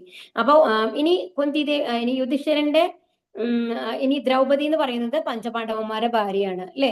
അപ്പം ഇനി അർജുനൻ സുഭദ്ര എന്ന് കല്യാണം കഴിച്ചിട്ട് അത് കൃഷ്ണന്റെ സഹോദരിയാണ്. അപ്പൊ കൃഷ്ണന്റെ ബന്ധം എങ്ങനെയാണെന്ന് വെച്ച് കഴിഞ്ഞാല് അർജുനൻ, കുന്തി എന്ന് പറയുന്നത് ശരിക്കും പറഞ്ഞാല് ശൂരസേനൻ എന്ന് പറഞ്ഞ മഹാരാജാവിന്റെ മകളായിട്ടാണ് ജനിക്കുന്നത്. വസുദേവര്, അതായത് കൃഷ്ണന്റെ അച്ഛന്റെ ഓൺ സിസ്റ്റർ ആണ്. വസുദേവരും കുന്തിയും സിസ്റ്റേഴ്സ് ആണ്. പക്ഷേ അവരെ കസിൻ ആയിട്ട് അവർക്ക് വന്നു കഴിഞ്ഞിട്ട് കുട്ടികളില്ലാത്തത് കാരണം കൊണ്ട് ഈ കുന്തി ദേവിയെ വന്നു കഴിഞ്ഞിട്ട് ശൂരസേന വന്നിട്ട് അവർക്ക് കൊടുക്കുകയാണ്, കുന്തി ഭോജന് കൊടുക്കുകയാണ്. അതുകൊണ്ടാണ് കുന്തി എന്നുള്ള പേര്. കുന്തി ഭോജന്റെ മകളായിട്ടാണ് വളരുന്നത്. ആക്ച്വലി അവരുടെ പിതാവ്, ബയോളജിക്കൽ ഫാദർ എന്ന് പറയുന്നത് ശൂരസേനനാണ്. അപ്പം ഇവര് സിബ്ലിങ്സ് ആണ്. ആര്, അപ്പൊ കസിൻസ് ആയിട്ടാണ് വരുന്നത് കൃഷ്ണനും ആരും ഈ പാണ്ഡവന്മാരും. അതാണ് മനസ്സിലാക്കേണ്ടത്. അപ്പൊ ഈ കൃഷ്ണന്റെ സഹോദരിയാണ് സുഭദ്ര. സുഭദ്രയാണ് അർജുനൻ കല്യാണം കഴിക്കുന്നത്. പിന്നെ ബലരാമനും, കൃഷ്ണനും ബലരാമനെ അറിയാലോ അല്ലെ എല്ലാവർക്കും. ഇനി സുഭദ്രയിൽ ഉണ്ടാവുന്ന മകനാണ് അഭിമന്യു. അഭിമന്യുവിന്റെ ഭാര്യയാണ് ഉത്തര. ഉത്തരയില് അറിയാലോ, യുദ്ധം കഴിഞ്ഞിട്ട് അശ്വത്ഥാമാവ് ഈ ഇതയക്കുമ്പോ, അസ്ത്രം അയക്കുമ്പോ പരീക്ഷിത്ത് മഹാരാജാനെ രക്ഷിക്കണത് അധികം അറിയണതല്ലേ. അങ്ങനെ അതാണ് പരീക്ഷിത്ത് എന്ന് പറയുന്നത്. പരീക്ഷത്തിന് ഉണ്ടാവുന്ന മകനാണ് ജനമേജയൻ എന്ന് പറയുന്നത് കേട്ടോ. ഇതാണ് ഒരു ഏകദേശം സ്റ്റോറി. നിങ്ങൾക്ക് ഏകദേശമൊക്കെ മനസ്സിലായി ഉണ്ടാവുമെന്ന് വിചാരിക്കണു. അപ്പൊ ഇനി അവര് തമ്മില് അപ്പൊ എന്താ ഉണ്ടാവുന്നത്, പാണ്ഡു മരിക്കുമ്പോ കുരുക്ഷേത്ര യുദ്ധത്തിനുള്ള കളം ഒരുങ്ങാണ്. എന്താ കാരണം, അപ്പൊ പാണ്ഡു മരിക്കുമ്പോ ഇവര് ഹസ്തിനപുരത്തേക്ക് തിരിച്ചു വരികയാണ് ചെയ്യുന്നത്. അപ്പൊ ഹസ്തിനപുരത്തിലാണ് ഇവര് വളരുന്നത്, കൊച്ചുകുട്ടികളായിരുന്നു. അപ്പൊ ഈ കൗരവരും പാണ്ഡവരും ഒരുമിച്ചാണ് വളരുന്നത്. പക്ഷെ എപ്പോഴും ദുര്യോധനന് ഒരു എന്താണ് ശത്രുതാ മനോഭാവമാണ് ഇവര് നേരെ. കാരണം ദുര്യോധന്റെ മനസ്സിൽ എപ്പോഴും ഉണ്ട് ഞാൻ രാജാവാണെന്ന്. അത് ധൃതരാഷ്ട്രർക്കും ഉണ്ട്. അതങ്ങനെ കുട്ടികളിൽ കയറ്റുന്ന കാര്യങ്ങളാണല്ലോ അവരുടെ ഉള്ളിലേക്ക് കയറുക എന്ന് പറയുന്നത്. അപ്പൊ അങ്ങനെ അവര് അപ്പൊ ഇവരെ പലതരത്തിലും ഉപദ്രവിക്കുന്നുണ്ട്. അവസാനം എന്താ പറയുന്നത്, ദ്രൗപദി വസ്ത്രാക്ഷേപം ചെയ്യുന്ന ലെവലിലൊക്കെയാണ് എത്തുന്നത്. അത് കഴിഞ്ഞ് അജ്ഞാതവാസത്തിന് പോകുമ്പോൾ അവര് അതിന് തിരിച്ചു വരികയാണ്. തിരിച്ചു വരുമ്പോൾ പകുതി രാജ്യം കൊടുക്കണം എന്നാണ്. പക്ഷെ ഇവരെന്താ പറയുന്നത്, കൃഷ്ണനാണ് ദൂത് പോകുന്നത്, ഒരു മുട്ടുസൂചി പോലും കൊടുക്കാൻ പറ്റില്ല പറയും. അപ്പോഴാണ് ഈ യുദ്ധത്തിനുള്ള ഇത് തുടങ്ങുന്നത്. അപ്പൊ ഇനി നമ്മൾ ആ യുദ്ധക്കളത്തിലാണ് ഈ ഭഗവത്ഗീത സംസാരിക്കുന്നത്. ഭഗവാൻ അർജുനനോട് സംസാരിക്കുന്നത്. ഇനി നമ്മൾ ഇവിടെ പറയാൻ പോകുന്നത് ഭഗവത്ഗീതയുടെ വിഭാഗങ്ങളാണ്. ഭഗവത്ഗീതയ്ക്ക് 3 വിഭാഗങ്ങളാണുള്ളത്: കർമ്മയോഗ, ഭക്തിയോഗ, ജ്ഞാനയോഗ. നമ്മൾ ഇതിന് മുമ്പത്തെ ഇതിൽ പറഞ്ഞതാണ്. ആദ്യത്തെ 6 അധ്യായങ്ങൾ എന്ന് പറയുന്നത് കർമ്മയോഗമാണ്. അത് കഴിഞ്ഞ ഇടയിലുള്ളതാണ് ഭക്തിയോഗം എന്ന് പറയുന്നത്. ജ്ഞാനയോഗം എന്ന് പറയുന്നത് അധ്യായം 13 തൊട്ട് 18 വരെയുള്ളതാണ്. ആചാര്യന്മാർ ഭക്തിയോഗ ശ്രീമദ് ഭഗവത്ഗീതയുടെ മധ്യത്തിലായിരിക്കുന്നതിന്റെ കാരണങ്ങൾ പറഞ്ഞിരിക്കുന്നു. അവ താഴെ കൊടുത്തിരിക്കുന്നു. അപ്പൊ എന്തുകൊണ്ടാണ് ഈ ഭക്തിയോഗം നടുവിൽ വെച്ചിട്ടുള്ളത്? അത് ഏറ്റവും പ്രീഷ്യസ് ആണ്. ഭക്തിയോഗമാണ് നമ്മളോട് പരിശോധിക്കാൻ പറയുന്നത് അല്ലെ. നിങ്ങളിപ്പോ ഒരു ഭഗവത്ഗീതയെ പറ്റി ഒരു അറിവുള്ള കാരണം അറിയാം എന്താണ് നമ്മളോട് ചെയ്യാൻ പറയുന്നത്. ഭഗവാൻ ഹരേകൃഷ്ണ മാത്രം ജപിക്കണം, ഭക്തിയുത സേവനങ്ങൾ ചെയ്യണം, എന്തെങ്കിലും ഭഗവാനെ നീതിക്കണം. ഇതൊക്കെയാണ് നമ്മളോട് പറഞ്ഞ നിർദ്ദേശങ്ങൾ. ഇതെല്ലാം ഭക്തിയോഗമാണ്. അപ്പൊ കർമ്മയോഗോ ജ്ഞാനയോഗോ അല്ല നമ്മളോട് ചെയ്യാൻ പറഞ്ഞിട്ടുള്ളത്. അപ്പൊ എന്താണോ നമ്മൾക്ക് അത് ഏറ്റവും രഹസ്യമായിട്ടുള്ള, ഏറ്റവും എളുപ്പത്തിൽ ഭഗവാനെ എങ്ങനെ ലഭിക്കും എന്നുള്ള ഏറ്റവും രഹസ്യമായ അറിവായതുകൊണ്ട് ആ ഭക്തിയോഗത്തിനെ ഇവിടെ വെച്ചേക്കണോ, നടുവിൽ വെച്ചൊക്കെയാണ്. ഭക്തി രഹസ്യമാണ്. ഭക്തിയാണ് എല്ലാ ഗ്രന്ഥങ്ങളുടെയും സാരാംശം. അപ്പൊ പറഞ്ഞില്ലേ, ഭഗവാനെ കുറിച്ച് വിനയപൂർവ്വം സമീപിക്കാത്ത ആൾക്കാർക്ക് ഭഗവാനെ അറിയാനായിട്ട് സാധിക്കില്ല, ഭക്തി ലഭിക്കില്ല എന്ന് നമ്മൾ പഠിച്ചു അല്ലെ. അപ്പം ഇത് അതീവ രഹസ്യമായിട്ടുള്ള വിവരമാണ്. എന്തുകൊണ്ടാണ് നമ്മൾ ഭഗവത്ധാമത്തിലേക്ക് പോകാൻ വേണ്ടിയുള്ള രഹസ്യമാണ് നമ്മളോട് പറയുന്നത്. അതുകൊണ്ട് ഇനി ഭക്തിയില്ലാതെ കർമ്മയോഗവും ജ്ഞാനയോഗവും ജീവനില്ല. ഭക്തിയാണ് അതിനെ ജീവൻ നൽകുന്നത്. അപ്പൊ ഇനി കർമ്മയോഗം ജ്ഞാനയോഗം തന്നെ വെച്ചിട്ട് നമ്മൾ ഭക്തി വേണ്ട, നമ്മൾ കർമ്മയോഗം മാത്രം ചെയ്യാം. എന്റെ കർമ്മങ്ങളൊക്കെ ഞാൻ എനിക്ക് ആഗ്രഹങ്ങൾ ഇല്ലാണ്ട് ഞാൻ ചെയ്തു കഴിഞ്ഞാൽ ഭഗവത്ധാമത്തിലേക്ക് പോകാൻ പറ്റുമോ? ഇല്ല.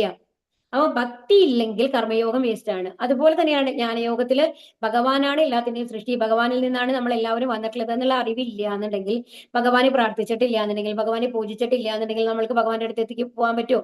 ഇല്ല അല്ലെ? അപ്പൊ കർമ്മയോഗവും ജ്ഞാനയോഗത്തിന്റെയും അവസാന ഭാഗം എന്ന് പറയുന്നത് ഭക്തിയോഗമാണ്. നമ്മൾ ഭക്തിയോഗമാണെങ്കിലോ നമ്മൾ ആദ്യം തന്നെ തുടങ്ങുന്നത് ഭക്തിയിലാണ്, ഭഗവാനെ സമർപ്പിച്ചിട്ട് തുടങ്ങുകയാണ്. കർമ്മയോഗത്തിന്റെയും ജ്ഞാനയോഗത്തിന്റെയും അവസാനത്തിൽ അവർ എത്തുന്നത് ഭക്തിയോഗത്തിലാണ്. അപ്പൊ നമ്മൾ ഷോർട്ട് കട്ട് മെത്തേഡിലാണ് പോണത്. മനസ്സിലാവുണ്ടോ? അപ്പോ അതുകൊണ്ടാണ് കർമ്മയോഗം, ജ്ഞാനയോഗം, ഭക്തിയോഗം ഇല്ലാണ്ട് ജീവനില്ലാത്തതാണ് എന്ന് പറയുന്നത്. പൊതുവെ മനുഷ്യർ അടുപ്പത്തിലാകാതെ രഹസ്യം. അതിന് രണ്ടാമത്തെ കാര്യം, നമ്മൾ ഏറ്റവും ആദ്യം തന്നെ ഒരാളെ പരിചയപ്പെടുകയാണ്. നമ്മുടെ വീട്ടിലേക്ക് ഒരാൾ വരികയാണ്, നമ്മുടെ അപ്പുറത്ത് ഏതെങ്കിലും പുതിയ വീട്ടുകാർ വന്നിട്ട് നോക്കി, വാടകയ്ക്ക് ആൾ വന്നിട്ടുണ്ട്, അപ്പൊ അവര് നമ്മളെ പരിചയപ്പെടാൻ വരികയാണ്. അപ്പൊ നമ്മൾ നമ്മുടെ വീട്ടുകാര്യങ്ങൾ മുഴുവൻ ഇങ്ങനെ പറഞ്ഞുകൊണ്ടിരിക്കും? ഇല്ല, ആദ്യം തന്നെ പരിചയപ്പെടും, അവരെങ്ങനെയാണെന്ന് മനസ്സിലാക്കും. അത് കഴിഞ്ഞ ഒരു സൗഹാർദ്ദത്തിൽ വന്നതിന് ശേഷം അവർ ഓക്കെയാണ്, നല്ല ആൾക്കാരാണ് എന്ന് മനസ്സിലാക്കിയാൽ മാത്രമാണ് നമ്മളുടെ വീട്ടുകാര്യങ്ങളും എന്താണ് സീക്രട്ട് ആയിട്ടുള്ള കാര്യങ്ങളൊക്കെ നമ്മൾ പറയുള്ളൂ അല്ലെ? അതുപോലെ തന്നെയാണ്. അപ്പൊ ഭഗവത്ഗീത കുറച്ച് അറിഞ്ഞ് മനസ്സിലാവുന്നത് വരയ്ക്കും ഈ ഭക്തിയോഗം നമ്മളോട് പറഞ്ഞു തരുന്നില്ല ഭഗവാൻ. അപ്പൊ ആ ഒരു ഇൻട്രൊഡക്ഷൻ ആദ്യം ആവശ്യമാണ്. അതിനാണ് ആദ്യം കർമ്മയോഗം വെച്ചിട്ടുള്ളത്. അപ്പൊ അതുകൊണ്ട് ബഹുമാനാർത്ഥം ഭക്തി മധ്യത്തിൽ കൊടുത്തിരിക്കുന്നു. നീ ഏറ്റവും പ്രാധാന്യമുള്ളതിനാൽ ഭക്തി മധ്യത്തിൽ കൊടുത്തിരിക്കുന്നു. ഉദാഹരണം, തന്റെ സൈന്യത്തോടൊപ്പം യാത്ര ചെയ്യുന്ന രാജാവ് മധ്യത്തിലാണ്, അങ്ങനെ അദ്ദേഹം സുരക്ഷിതനാണ്. അപ്പൊ ഒരു രാജാവ് സൈന്യത്തിന്റെ കൂടെ പോവുകയാണെന്ന് വിചാരിക്കും, കാടിലൂടെ യാത്ര ചെയ്യുകയാണെന്നുണ്ടെങ്കിൽ സൈന്യം മുഴുവൻ അദ്ദേഹത്തെ പൊതിഞ്ഞിട്ടുണ്ടാവും. കാരണം എന്താണ്? രാജാവ് പോയി കഴിഞ്ഞാൽ രാജ്യം നശിക്കും. അതുകൊണ്ട് രാജാവിന് എപ്പോഴും സുരക്ഷിതത്വം വേണം എന്നുള്ളത് കൊണ്ട് എപ്പോഴും ഭടവന്മാരെ അവർ ചുറ്റിക്കൊണ്ടിരിക്കും. അതുപോലെ നമ്മുടെ ഒരു പ്രൊട്ടക്ഷനിലാണ് എന്ത് കൊടുത്തിരിക്കുന്നത്? ഭഗവത്ഗീത ഭക്തിയോഗം എന്ന് പറയുന്നത് മിഡിലിൽ കൊടുത്തിട്ടുള്ളത്. ശ്രീല പ്രഭുപാദരുടെ വ്യാഖ്യാനം താഴെ കൊടുത്തിരിക്കുന്ന വൈഷ്ണവന്മാരുടെ വ്യാഖ്യാനത്തിന് അടിസ്ഥാനം. ഇനി നമ്മൾ പറഞ്ഞു, ഇനി ഇത് ശ്രീല പ്രഭുപാദരാണ് ഇതിനൊക്കെ ഭാവാർത്ഥം എഴുതിയിട്ടുള്ളത് അല്ലെ, അതിന്റെ മീനിങ് നമ്മൾക്ക് തന്നിട്ടുള്ളത്. ഇത് എവിടെ നിന്നാണ് റെഫറൻസ് എടുത്തിട്ടുള്ളത് എന്നാണ് പറയുന്നത്. പ്രമുഖമായി ശ്രീല ബലദേവ് വിദ്യാഭൂഷൺ, ഇവരൊക്കെ അത്രയും ഫേമസ് ആയിട്ടുള്ള വൈഷ്ണവാചാര്യന്മാരാണ് കേട്ടോ. ശ്രീല വിശ്വനാഥ് ചക്രവർത്തി താക്കൂർ, ശ്രീല ശ്രീധരസ്വാമി, ശ്രീപാദ് രാമാനുജാചാര്യ. ഇതിൽ ബാക്കി എല്ലാവരും പറ്റിയിട്ട് കേട്ടിട്ടില്ലെങ്കിൽ രാമാനുജാചാര്യ പറ്റിയിട്ട് എല്ലാവരും കേട്ടിട്ടുണ്ടാവും അല്ലെ? ഏറ്റവും പ്രസിദ്ധനായിട്ടുള്ള വൈഷ്ണവാചാര്യനാണ്. ശ്രീരംഗാണ് അദ്ദേഹത്തിന്റെ സ്ഥലം എന്ന് പറയുന്നത്. ശ്രീരംഗ അമ്പലത്തെ പറ്റി കേൾക്കാത്തവരുണ്ടാവില്ല അല്ലെ? അപ്പൊ ഇവരുടെ ഇതിൽ നിന്നൊക്കെയാണ് റെഫറൻസ് എടുത്തിട്ടുള്ളത് എന്ന് പറയാണ്. ഇനി ഭഗവത്ഗീതയിലെ 700 ശ്ലോകങ്ങളുടെ വിഭജനം, എങ്ങനെയൊക്കെയാണ് ഈ ഭഗവത്ഗീത നമ്മൾ വിഭജിച്ചിട്ടുള്ളത്? ഇത് ഇമ്പോർട്ടന്റ് ആണ് കേട്ടോ. 574 ശ്ലോകങ്ങള്, 700 ശ്ലോകങ്ങളില് 574 ശ്ലോകങ്ങൾ ഭഗവാൻ ശ്രീകൃഷ്ണൻ പറഞ്ഞിട്ടുള്ളതാണ്. അതുപോലെ അർജുനൻ പറഞ്ഞിട്ടുള്ളത് 84 ശ്ലോകങ്ങളാണ്. സഞ്ജയൻ 41, ധൃതരാഷ്ട്രർ ഒരേ ഒരു ശ്ലോകമാണ് പറഞ്ഞിട്ടുള്ളത്, ആദ്യത്തെ ശ്ലോകം മാത്രം, ധർമ്മക്ഷേത്രേ കുരുക്ഷേത്രേ. ഇനി നമ്മൾ തുടങ്ങുകയാണ് ആദ്യത്തെ. ഈ ശ്ലോകം നമ്മൾ അപ്പൊ പഠിച്ചതാണ്, എന്നാലും നമ്മൾ വീണ്ടും ഒരു തവണ നമുക്ക് തുടങ്ങാം. ഇനി ശ്രദ്ധിച്ച് കേൾക്കാം കേട്ടോ. ധൃതരാഷ്ട്രൗവാച ധർമ്മക്ഷേത്രേ കുരുക്ഷേത്രേ സമവേതായുത്സവക മമക പാണ്ഡവാശൈവ കിമകുർവത സഞ്ജയ. ധർമ്മക്ഷേത്രേ കുരുക്ഷേത്രേ, ധൃതരാഷ്ട്ര പറഞ്ഞു, ഹേ സഞ്ജയ, പുണ്യസ്ഥലമായ കുരുക്ഷേത്രത്തിൽ യുദ്ധോത്സുകരായി ഒന്നിച്ചുകൂടിയ എന്റെ മക്കളും പാണ്ഡുപുത്രരും എന്തു ചെയ്തു? അപ്പൊ ധൃതരാഷ്ട്രൻ എന്താ ചോദിക്കുന്നത് ഇവിടെ? പുണ്യസ്ഥലമായ കുരുക്ഷേത്രത്തിൽ. അപ്പൊ ഈ യുദ്ധം ഇത് ആക്ച്വലി വന്നു കഴിഞ്ഞിട്ട് എന്താണ്, ഒരു 10 ദിവസമൊക്കെ ആവണ സമയത്താണ് അതായത് ഭീഷ്മർ വീണതിന് ശേഷമാണ് സഞ്ജയനോട് ധൃതരാഷ്ട്രൻ ചോദിക്കുന്നത് എന്നാണ് പറയുന്നത്.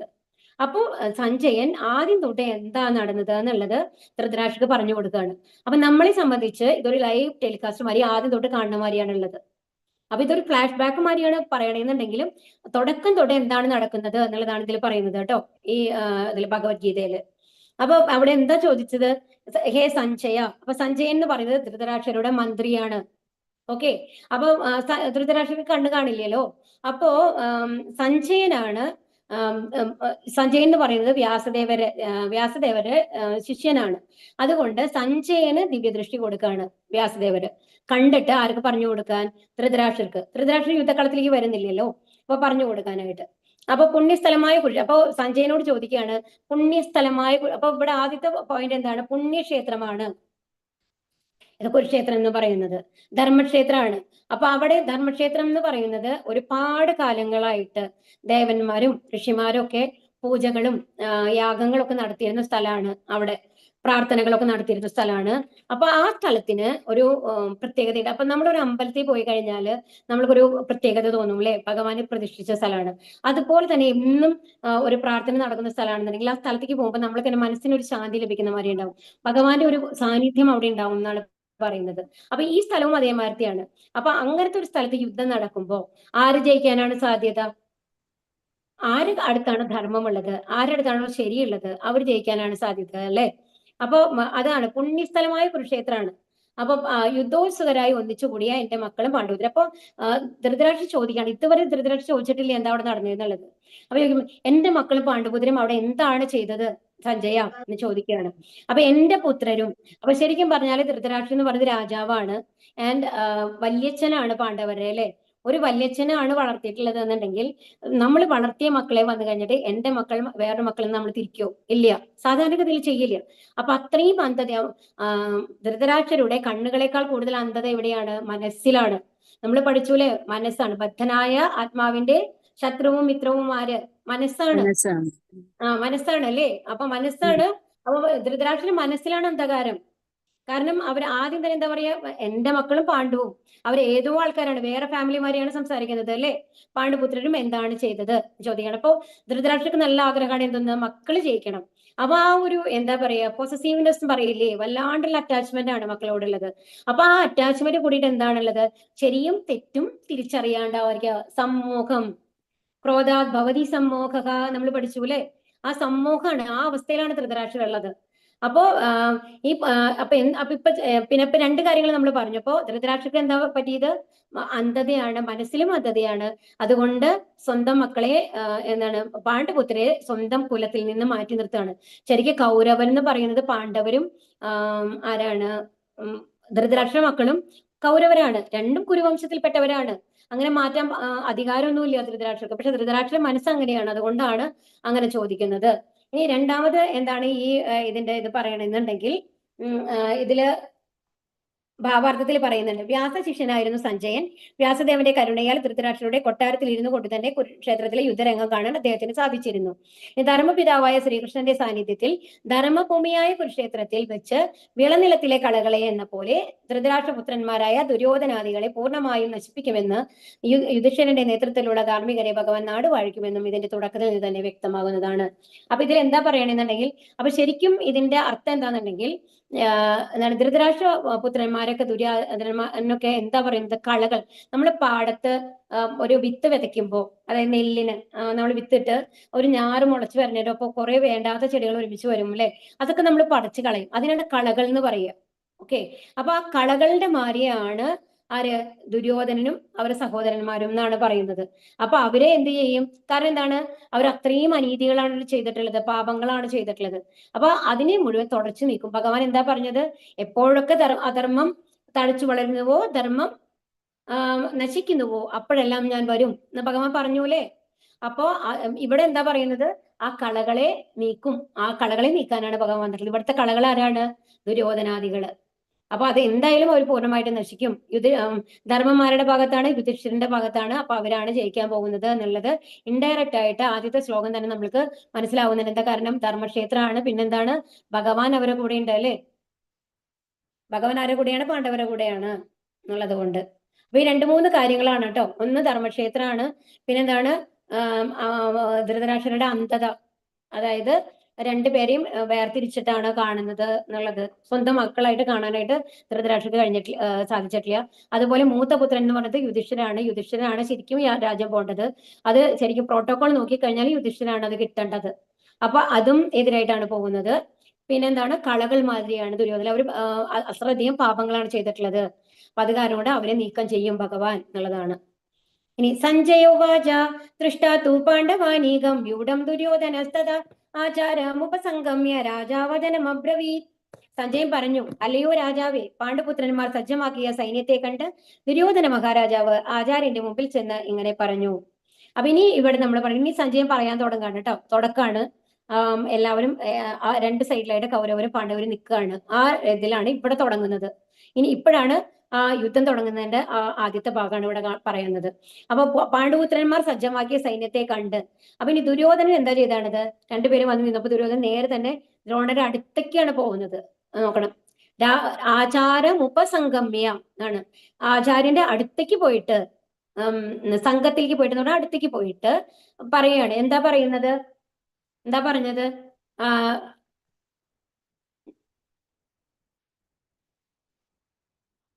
സോറി, ഓക്കെ, പറയാണ്. അപ്പൊ ഇതിന് മുമ്പത്തെ സ്ലൈഡ് ആയിട്ട് വരേണ്ടതെന്ന് തോന്നുന്നുണ്ട്.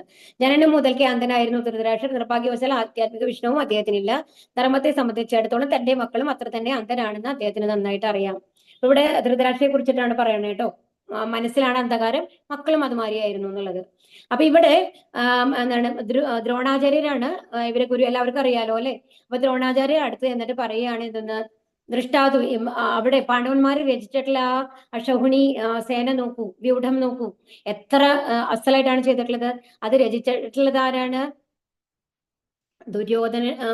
ആരാണ്? ദൃഷ്ടദ്യുമ്നനാണ്. പശ്യേതാം പാണ്ഡുപുത്രാണാം ആചാര്യമഹതീം ചമും യുവടാം ദ്രുപദപുത്രേണ തവ ശിഷ്യേന ധീമത. അലയോ ആചാര്യ, അങ്ങയുടെ ശിഷ്യനും ബുദ്ധിശാലിയുമായ ദ്രുപദപുത്രൻ ഒരുക്കി നിർത്തിയിട്ടുള്ള ഈ മഹത്തായ പാണ്ഡവ സൈന്യത്തെ ഒന്ന് നോക്കൂ. അപ്പൊ ഇവിടെ എന്താ പറയുന്നത്? അപ്പൊ എന്നിട്ട് പറയാണ്, കണ്ടില്ലേ, ദൃഷ്ടദുമ്നനാണ്. അപ്പൊ ഇതിനു മുമ്പ് ഈ സ്റ്റോറി നമ്മൾ ഇതിനു മുമ്പത്തെ ക്ലാസ്സിൽ പറഞ്ഞിട്ടുള്ളതാണ്.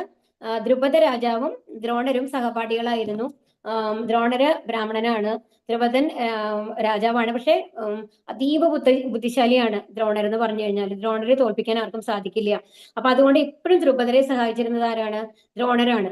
അപ്പൊ ദ്രുപദരെ പറയാണ്, നീ എന്നെ ഇത്രയൊക്കെ സഹായിച്ചിട്ടുണ്ടല്ലോ, അപ്പൊ ഞാൻ രാജ്യം കിട്ടുമ്പോ പകുതി രാജ്യം നിനക്ക് തരാം എന്ന് പ്രോമിസ് ചെയ്യാണ് ആ ചെറുപ്പത്തില്. അത് കഴിഞ്ഞ് ഇവര് ബ്രാഹ്മണനാണ്, അപ്പൊ പണമൊന്നും സമ്പാദിച്ചിട്ടില്ല. അപ്പൊ അത് കഴിഞ്ഞ് ദ്രുപദർ രാജാവായി കഴിയുമ്പോൾ തോന്നുകയാണ്, ദ്രുപദരോട് പോയി ചോദിച്ചു, രാജ്യം അല്ലെങ്കിലും എന്തെങ്കിലും ഒരു സഹായം കിട്ടുമോ നമുക്ക് ചോദിച്ചു നോക്കാന്ന് പറഞ്ഞിട്ട് ദ്രോണര് ദ്രുപദരുടെ അടുത്ത് പോയി ചോദിക്കുമ്പോ ദ്രുപദർ ഈ കുട്ടിക്കളി മാറിയിട്ട് നമ്മള് എന്താണ് മണ്ണ് വെച്ചൊക്കെ കളിക്കുമ്പോ എത്ര കാര്യങ്ങളൊക്കെ നമ്മൾ പറയും, അതൊക്കെ സീരിയസ് ആയിട്ട് എടുക്കുകയാണോ? ഇപ്പൊ എന്റെ രാജ്യമാണോ നിനക്ക് ഞാൻ തരാൻ പോണത്, പോടുന്ന് കടന്നു പോകുന്നു പറഞ്ഞിട്ട് ആക്ഷേപിച്ചു വിടുകയാണ്.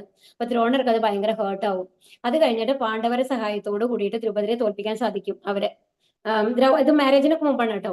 അപ്പൊ അങ്ങനെ അപ്പൊ അപ്പോ എന്താണ് കെട്ടി ഇടുകയാണ്, ദ്രുപദനെ കെട്ടിക്കൊണ്ടുവരികയാണ് ചെയ്യുന്നത്. പക്ഷെ രാജ്യമൊന്നും സ്വീകരിക്കുന്നില്ല, അങ്ങനെ റിലീസാക്കി വിടുന്നുണ്ട്. എന്നാൽ അപമാനിക്കുമല്ലോ ദ്രോണര്. അപ്പൊ അത് കാരണം കൊണ്ട് ദ്രുപദരെ എന്ത് വിളിക്കും, ആ വാശിക്ക് യാഗം ചെയ്ത് ഒരു പുത്രനെ ഉണ്ടാക്കുകയാണ്, ദൃഷ്ടദ്യുമ്നൻ. അപ്പൊ ആ ദൃഷ്ടദ്യുമ്നനാണ് എന്തിനു വേണ്ടിയിട്ട്? ദ്രോണരെ കൊല്ലാൻ വേണ്ടിയിട്ട്. എന്നിട്ട് ഇത് അറിയാം ദ്രോണർക്ക്. എന്നിട്ട് എന്ത് ചെയ്യും വെച്ചാൽ പഠിക്കാനായിട്ട്, ദ്രോണരെമാരി അത്രയും നല്ല ഗുരു വേറെ ആരും ഇല്ല. കാരണം ദ്രോണരുടെ അടുത്ത് നിന്ന് പഠിക്കാണ്ട് ദ്രോണരെ തോൽപ്പിക്കാൻ പറ്റില്ല എന്ന് ദ്രുപദർക്ക് നന്നായിട്ട് അറിയാം. അപ്പൊ ദ്രോണരുടെ അടുത്ത് ഇങ്ങനെ പറഞ്ഞേക്കാണ് ദൃഷ്ടദ്യുമ്നനെ പഠിക്കാനായിട്ട്. പക്ഷെ ആസ് എ ബ്രാഹ്മണ, ആക്ച്വലി ഒരു ബ്രാഹ്മണന്റെ ക്വാളിറ്റി എന്താണെന്നുണ്ടെങ്കിൽ അവർ ഒരിക്കലും എന്താണ് തെറ്റായിട്ടുള്ള കാര്യങ്ങൾ ചെയ്യില്ല. അപ്പൊ ദ്രോണർ എന്താ ചെയ്യുന്നത്? പൂർണ്ണ മനസ്സോട് കൂടിയിട്ട് വിദ്യ അഭ്യസിപ്പിക്കുകയാണ്. ഇത്രയും അറിയാം, ദൃഷ്ടദ്യുമ്നൻ തന്നെ കൊല്ലാനാണ് വരുന്നത്, അറിഞ്ഞിട്ട് പോലും അത്. അപ്പൊ ഇവിടെ ഒരു എന്താണ് ക്രിറ്റിസിസം മാറിയിട്ട് ആര് പറയാണ്, ദുര്യോധനൻ ദ്രോണരോട് പറയുകയാണ്, എന്താണ്, കണ്ടില്ലേ ഇപ്പൊ നിങ്ങളെ ഇപ്പൊ വേണ്ടാത്ത പണി കാണിച്ചിട്ടല്ലേ ഇപ്പൊ ഓപ്പോസിറ്റ് സൈഡിലാണ് വരുന്നത്, നോക്കൂ അവരെത്ര നന്നായിട്ട്. ഇനി ഇങ്ങനത്തെ പണികളൊന്നും ചെയ്യരുത്, എന്റെ സൈഡിലാണ് നിങ്ങൾ നിൽക്കുന്നത്, അവരോടുള്ള ഫേവർ വേണ്ട, മര്യാദയ്ക്ക് എന്ത് വേണം, കൗരവർക്ക് വേണ്ടി യുദ്ധം ചെയ്യൂ എന്നുള്ളൊരു വാണിംഗ് മാറി ആര് പറയുന്നു, ദുര്യോധനൻ പറയാണ്. സത്യത്തില് ഒരു ആചാര്യന്റെ അടുത്ത് പോകുമ്പോൾ, ഒരു യുദ്ധം ചെയ്യാൻ പോകുമ്പോൾ നമ്മള് ആശീർവാദമാണ് വാങ്ങേണ്ടത്, വണങ്ങണം. എന്നിട്ട് പറയണം, അങ്ങേ ഡിപ്പെൻഡ് ചെയ്തിട്ടാണ് ഞങ്ങളുടെ സൈന്യം ഉള്ളത്, എന്താ പറയാ, എല്ലാ അനുഗ്രഹവും ഉണ്ടാവണം എന്ന് പറഞ്ഞിട്ട് നമസ്കരിച്ചു എന്നുണ്ടെങ്കിൽ ആ യുദ്ധത്തിന്റെ ഗതി തന്നെ മാറിയിട്ടുണ്ടായിരുന്നുണ്ടാവാം. ഇത് ആദ്യം തന്നെ എന്താ ചെയ്യുന്നത്, ഒരു എന്താണ് നമ്മുടെ ആ ഒരു ഞാൻ വലിയ ആളാണെന്നുള്ള ഒരു ഭാവം വന്നു കഴിഞ്ഞാൽ തന്നെ നമ്മൾ തോൽവി വരാൻ തുടങ്ങി എന്നുള്ളതാണ്. ഇപ്പോഴും നമ്മളുടെ ഇപ്പോഴത്തെ യുഗത്തിലും അത് ശരിയാണ് കേട്ടോ. നയതന്ത്രജ്ഞനായ ദുര്യോധനനെ സർവ്വസൈന്യാധിപനും മഹാബ്രാഹ്മണനുമായ ദ്രോണാചാര്യന്റെ തെറ്റുകളെ ചൂണ്ടിക്കാട്ടിയിരിക്കുന്നു. അതാണ് പറയുന്നത്, ചൂണ്ടിക്കാണിച്ചു കൊടുക്കുകയാണ് സൈന്യാധിപന്. ദ്രോണാചാര്യർ ഈ യുദ്ധത്തിൽ ഒരു വിട്ടുവീഴ്ചയ്ക്കും തുനിയാതെ ജാഗരൂകനായിരിക്കണമെന്ന് ഉദ്ദേശിച്ചാണ് ദുര്യോധനൻ ആചാര്യന്റെ ഈ തെറ്റ് ചൂണ്ടിക്കാണിച്ചത്. ഇനി അത്ര ശൂരാമഹേശ്വാസ ഭീമാർജുന സമായുധി യുയുധാനോ വിരാടച്ച ധ്രുപദച്ച മഹാരഥ. ഭീമാർജുനന്മാരുടെ കിടനിൽക്കുന്ന യുയുധാനൻ, വിരാടൻ, ധ്രുപദൻ എന്നീ വില്ലാളി വീരന്മാർ ആ സൈന്യത്തിലുണ്ട്. അപ്പൊ അവരുടെ സൈന്യത്തിനെ പറ്റിയിട്ടാണ് പറയുന്നത് കേട്ടോ. എന്താണ് അവിടെ ആരൊക്കെയുള്ളത്? യുയുധാനുണ്ട്, വിരാടനുണ്ട്, ധ്രുപദനുണ്ട്. എല്ലാവരും ആരുടെ സൈഡിലാണ്? പാണ്ഡവ സൈഡിലാണ്. ദൃഷ്ടകേതുശ്ചേകിതാനക കാശിരാജശ്ച വീര്യവാൻ പുരിജിത് കുന്തിഭോജശ്ച ശൈബ്യശ്ച നരപുങ്കവക. ആരാണ്? ദൃഷ്ടകേതു, ചേകിതാനൻ, കാശിരാജാവായ അതുപോലെ പുരിജിത്ത്, കുന്തിഭോജൻ, അങ്ങനെ ഓരോരുത്തരുടെ പേര് പറയണം. അവിടെ എല്ലാവരും അവിടെ സന്നിധരായിട്ടുണ്ട്. യുധാമന്യുസ് വിക്രാന്ത ഉത്തമൗജാസ വീര്യവാൻ സൗഭദ്രോ ദ്രൗപദേയാച്ച സർവ ഏവ മകാരദാഹ. പിന്നെ ആരൊക്കെയുള്ളത്? യുധാമന്യു, ഉത്തമൗജസ്, സുഭദ്രാപുത്രൻ, അതുപോലെ സുഭദ്രയുടെ മകൻ എന്ന് പറയുന്നത് അഭിമന്യു, അതുപോലെ ദ്രൗപദിയുടെ മക്കള്, ഇവരെല്ലാവരും യുദ്ധത്തിന് ഒരുങ്ങിയിട്ട് പാണ്ഡവ പക്ഷത്തുണ്ട്. ഇവരെല്ലാവരും മഹാരഥന്മാരാണ്. മഹാരഥന്മാർ എന്ന് പറഞ്ഞു കഴിഞ്ഞാൽ എത്രയോ ആൾക്കാർ മുമ്പിൽ വന്നു കഴിഞ്ഞാലും ഒരുമിച്ച് അവരെ കൊല്ലാൻ സാധിക്കും എന്നുള്ളതാണ്. ആ അത്രയും കഴിവുള്ള ആൾക്കാരാണ് എന്നുള്ളതാണ് അർത്ഥം. ഒരു പേരെ രണ്ടുപേരെ അല്ല, ആയിരക്കണക്കിന് ആൾക്കാർ വന്നു കഴിഞ്ഞാൽ ഒറ്റ അസ്ത്രം കൂടെ അവര് കൊല്ലും. അത്രയ്ക്ക് കഴിവാണ് അത്ര അവർക്ക്. അസ്മാകം തു വിശിഷ്ടായേ താനിബോധതി ജ്യോതമ നായക മമ സൈന്യസ്യ സംചാർത്തം താൻ ബ്രവീമിതേ. ബ്രാഹ്മണോത്തമ, എന്റെ സൈന്യത്തെ നയിക്കുന്നതിന് യോഗ്യതയുള്ള പടനായകന്മാരെ പറ്റി ഞാൻ പറഞ്ഞു തരാം. അപ്പൊ ഇനി എന്താ പറയുന്നത്? ഇനിയിപ്പൊ അവരെ കഴിഞ്ഞു, ഇനി നമ്മളുടെ അടുത്തും ഉണ്ട് ആൾക്കാര്, അവരെ പറ്റിയിട്ട് ഞാൻ പറയാം എന്ന് പറയുകയാണ്. ഭവാൻ ഭീഷ്മശ്ച കർണശ്ച കൃപശ്ച സമിതിം ജയഃ അശ്വത്ഥാമാവികർണശ്ച സൗമദത്തിർ തഥൈവ ച. യുദ്ധത്തിൽ സദാ വിജയിക്കുന്നവരായ താങ്കൾ, ഭീഷ്മർ, കർണൻ, കൃപൻ, അശ്വത്ഥാമാവ്, വികർണൻ, സോമദത്തന്റെ പുത്രനായ ഭൂരിശ്രവസ് എന്നിവരുമുണ്ട്. അപ്പൊ ആരൊക്കെയുള്ളത്? ഇവരുടെ സൈഡിലുള്ളത് ഭീഷ്മനാണ് മെയിൻ ആയിട്ടുള്ളത്. പിന്നെ ദ്രോണാചാര്യരുണ്ട്, പിന്നെ കർണനുണ്ട് അല്ലെ. കർണൻ അത്രയും വലിയ വില്ലാളി വീരനാണ് അല്ലെ. ഇനി കൃപൻ, പിന്നെ ആരാണ്? അശ്വത്ഥാമാവ്, വികർണൻ, സൗമ്യദത്തൻ, ഭൂരിശ്രവസ്, ഇവരെല്ലാവരും നമ്മളുടെ സൈഡിലുണ്ട് എന്ന് അവരെ എന്താണ്? സദാ വിജയിക്കുന്നവരായ താങ്കൾ. ദ്രോണാചാര്യക്ക് ഇതുവരെ തോൽവി ഉണ്ടായിട്ടില്ല. അതുപോലെ തന്നെയാണ് ഭീഷ്മരെ ഒരാൾക്കും തോൽപ്പിക്കാൻ പറ്റില്ല. ഭീഷ്മർ വിചാരിക്കാണ്ട് ഭീഷ്മരെ തോൽപ്പിക്കാൻ പറ്റില്ല എന്നുള്ള അനുഗ്രഹം ഉണ്ട് ഭീഷ്മർക്ക്. അതുപോലെ തന്നെ ഭീഷ്മർക്ക് എപ്പം മരിക്കണം തോന്നുന്നു അപ്പോഴേ മരിക്കില്ല എന്നുള്ള ആ ഒരു വരം അച്ഛന്റെ കയ്യിൽ നിന്ന് കിട്ടിയിട്ടുണ്ട് അന്ന് ബ്രഹ്മചാരി ആവുന്ന സമയത്ത്. അന്യേച ഭഗവശൂര മദർത്തെ തെക്ത ജീവിതാക നാനാശസ്ത്രപ്രഹരണാക സർവേ യുദ്ധവിശാരദാക. എനിക്ക് വേണ്ടി സ്വജീവിതം അർപ്പിക്കുവാൻ ഒരുങ്ങി വന്നവരായിട്ട് ഇനിയുമുണ്ട് പല വീരയോദ്ധാക്കളും. നാനാവിധത്തിലുള്ള ആയുധങ്ങൾ കൈവശമുള്ളവരും സമരമുറകളിൽ സുപരിചിതരുമാണവർ. അപ്പൊ എനിക്ക് വേണ്ടിയിട്ട് പിന്നെയുള്ള ബാക്കി അത്രയും ആൾക്കാര് അവരൊക്കെ യുദ്ധവീരന്മാരാണ്. അവരെങ്ങനെയാണ് വന്നിട്ടുള്ളത്? ഞങ്ങളുടെ ജീവൻ കളഞ്ഞാലും കുഴപ്പമില്ല, ഞങ്ങൾ ദുര്യോധന വേണ്ടി യുദ്ധം ചെയ്യും എന്നുള്ള മനോഭാവത്തോടുകൂടി വന്നിട്ടുള്ളവരാണ്. ഇത് രണ്ട് സൈഡിലും ഉണ്ടാവും. തെക്ത ജീവിത നമ്മൾ പറഞ്ഞു അല്ലെ, ആ ഒരു വിജയലക്ഷണങ്ങളിൽ പറഞ്ഞപ്പോ തെക്ത ജീവിത എന്ന് പറഞ്ഞില്ലേ. അപ്പൊ അവര് അത്രയും സമരമുറകളിലൊക്കെ സുപരിചിതരാണ് എന്ന് പറയുകയാണ്. മറ്റൊരു യുദ്ധത്തിൽ പറയുകയാണെങ്കിൽ പാപിയായ ദുര്യോധനന്റെ പക്ഷത്ത് ചേർന്നത് കൊണ്ട് തന്നെ കുരുക്ഷേത്ര യുദ്ധത്തിൽ അവർ കൊല്ലപ്പെടുമെന്ന് തീർച്ചയായി കഴിഞ്ഞു. അതാണ്, നമ്മൾ ആരോടാണോ സംസർഗം വെക്കുന്നത് അതേ ഗുണങ്ങൾ നമ്മൾക്ക് ഉണ്ടാവും. ഇത് നമ്മൾ എടുക്കേണ്ട പാടാണ് കേട്ടോ. അതേന്ന് ഭഗവത്ഗീതയെന്ന്. കാരണം നമ്മൾ ആരോടുമായിട്ടാണ് സഹവസിക്കുന്നത് അവരുടെ ആ സ്വഭാവ ഗുണങ്ങൾ നമ്മൾക്ക് വരും. അത് എപ്പോഴും ആലോചിച്ച് നോക്കിക്കോളൂ. എപ്പോഴും നമ്മൾ ഈ അക്രമികളുടെ കൂടെയാണെന്നുണ്ടെങ്കിൽ ആ ഒരു അക്രമവാസന നമ്മൾക്ക് വരും. എന്താ വെച്ചാൽ അക്രമവാസന പറഞ്ഞേക്കാളും കൂടുതൽ ഒരാളെ കൊല്ലുന്നതോ നശിപ്പിക്കുന്നതോ ഒരു തെറ്റല്ല എന്നുള്ളത് തോന്നാൻ തുടങ്ങും. അതൊന്നും അത്ര സ്ഥിരം കണ്ടു കഴിഞ്ഞാൽ നമുക്ക് വില പോകുമെന്ന് പറയില്ലേ സാധാരണ, അതുപോലെയാണ് അത്. അപ്പൊ അതുകൊണ്ട് പാപികളായിട്ടുള്ള ആൾക്കാരുടെ പക്ഷത്തിൽ ചേർന്ന ആൾക്കാരൊക്കെ മരിക്കും എന്നുള്ളത് ഉറപ്പാണല്ലോ. എങ്കിലും ഈ സുഹൃത്തുക്കളുടെ ഏകോപിച്ച ഫലം തനിക്ക് വിജയം നേടിത്തരുമെന്ന് ദുര്യോധനൻ വിശ്വസിക്കുന്നു. ദുര്യോധനൻ എന്താ പറയുന്നത്? അത്രയും പേര് നമ്മൾക്ക് വേണ്ടിയിട്ട് ജീവൻ കളയാനായിട്ടുണ്ട്, അങ്ങുണ്ട്, അതുപോലെ തന്നെ ഭീഷ്മരുണ്ട്, നിങ്ങളൊക്കെ തോൽവി അറിയാത്ത ആൾക്കാരാണ്, അതുകൊണ്ട് തീർച്ചയായിട്ടും നമ്മൾക്ക് ജയമുണ്ട് എന്നാണ് ദുര്യോധനൻ പറയുന്നത്. അപര്യാപ്തം തദസ്മാകം ബലം ഭീഷ്മാഭിരക്ഷിതം പര്യാപ്തം ദിതമേതേഷാം ബലം ഭീമാഭിരക്ഷിതം. അളവറ്റതാണ് നമ്മളുടെ സൈന്യബലം, പിതാമഹനായ ഭീഷ്മരാൽ സുരക്ഷിതവുമാണത്. എന്നാൽ ഭീമൻ രക്ഷിച്ചു പോരുന്ന പാണ്ഡവ സൈന്യമാവട്ടെ വളരെ പരിമിതവും. ഇവിടെ എന്താ പറയുന്നത്? ഇപ്പൊ ഭീഷ്മരുടെ ഇവർക്ക് ഒരുപാട് സൈന്യമുണ്ട് അല്ലെ, പാണ്ഡവരുടെ സൈഡിൽ കുറവാണ്. ഈവൻ കൃഷ്ണന്റെ നാരായണി സേന വരെയും ഇവരെ കയ്യിലാണുള്ളത് അല്ലെ, കൗരവരുടെ കയ്യിലാണുള്ളത്. അതുകൊണ്ട് ഭീമൻ അവര് പാണ്ഡവ സൈന്യത്തിൽ നോക്കിക്കഴിഞ്ഞാൽ ശരിക്കും സൈന്യബലം കുറവാണ് എന്നുള്ളതാണ്. പക്ഷെ നമ്മൾക്ക് അത്രയും സൈന്യബലം ഉണ്ട്, അതുകൊണ്ട് നമ്മൾ കൂടുതൽ സുരക്ഷിതരാണ് എന്നാണ് പറയുന്നത്. ദുര്യോധനന് എന്നും ഭീമനോട് അസൂയയുണ്ടായിരുന്നു. കാരണം താൻ കൊല്ലപ്പെടുകയാണെങ്കിൽ അത് ഭീമന്റെ കൈകൊണ്ടായിരിക്കുമെന്ന് അദ്ദേഹത്തിന് അറിയാവുന്നത് കൊണ്ട് തന്നെ. അതുമല്ല, ദുര്യോധന എപ്പോഴും ഭീമനോട് ഒരു അസൂയയാണ്. കാരണം ഭീമന് നല്ല ബലാണ്. അതുപോലെ രണ്ടാമത്തെ കാര്യം എന്താണെന്ന് വെച്ച് കഴിഞ്ഞാല് അസൂയ എന്ന് പറയുന്നത് ദുര്യോധനന്റെ അത്രയ്ക്ക് വരില്ലല്ലോ. എന്തൊക്കെ പറഞ്ഞാലും പാണ്ഡവർക്ക് കുറച്ചും കൂടി ദൈവഭക്തിയുള്ള ആൾക്കാരാണ്. അപ്പൊ അതുകൊണ്ട് ഭീമന്റെ കൈകൊണ്ടായിരിക്കും തന്റെ മരണം ഉണ്ടാവാന്ന് എപ്പോഴും ഒരു പേടിയുണ്ട് ആരൊക്കെ? ദുര്യോധനന്. അതുകൊണ്ട് എപ്പോഴും ഭീമനോട് ഒരു ദേഷ്യം. എപ്പോഴും ഗദായുധം ചെയ്യുമ്പോൾ ഭീമൻ ജയിക്കും. അപ്പോഴും ഒരു ചെറുപ്പം മുതലേ അങ്ങനെയാണ്. അപ്പൊ അത് കാരണം കൊണ്ട് ഒരുപാട് ഒരു അസൂയയാണ് ആർക്ക്? ദുര്യോധനന്. അപ്പൊ എന്തൊക്കെ ഗുണങ്ങളാണ് നമ്മുടെ എന്തൊക്കെ ദോഷങ്ങളാണ് നമ്മളുടെ പരാജയത്തിന് വഴിവെക്കുന്നത് മനസ്സിലാവുണ്ടോ നമ്മൾക്ക്? മറ്റൊരാളോടുള്ള അസൂയ. നമ്മളിപ്പോഴും നമ്മളോടാണ് ഒരു കമ്പാരിസൺ വെക്കേണ്ടത്, മറ്റുള്ളവരോടല്ല. ഞാൻ ഇതിനു മുമ്പ് ചെയ്തതിനേക്കാളും നന്നായി ചെയ്യാൻ സാധിക്കുന്നുണ്ടോ? അതാണ് നമ്മളുടെ മെഷർമെന്റ്. കാരണം ഭഗവാൻ നമ്മുടെ ഉള്ളിലുണ്ട്, നമ്മുടെ പ്രവൃത്തികൾക്ക് എല്ലാം സാക്ഷിയായിട്ട് ഭഗവാൻ ഉണ്ട് അല്ലെ. അപ്പൊ മറ്റുള്ളവരോടൊരു സ്പർദ്ധയോ ഓരോ ഇതൊന്നും നമ്മൾ വെക്കേണ്ട ആവശ്യമില്ല. ഞാൻ ഇതിനു മുമ്പ് ചെയ്തതിനേക്കാളും കുറച്ചും കൂടി ബെറ്റർ ആയിട്ട് ചെയ്യാൻ പറ്റുന്നുണ്ടോ? അങ്ങനെയാണ് ഒരു കമ്പാരിസൺ വേണ്ടത്. പക്ഷെ ഇവിടെ എന്താണ്? മറ്റുള്ളവർ ഭീമനോട് അസൂയയാണ് ആർക്ക്? ദുര്യോധനന്.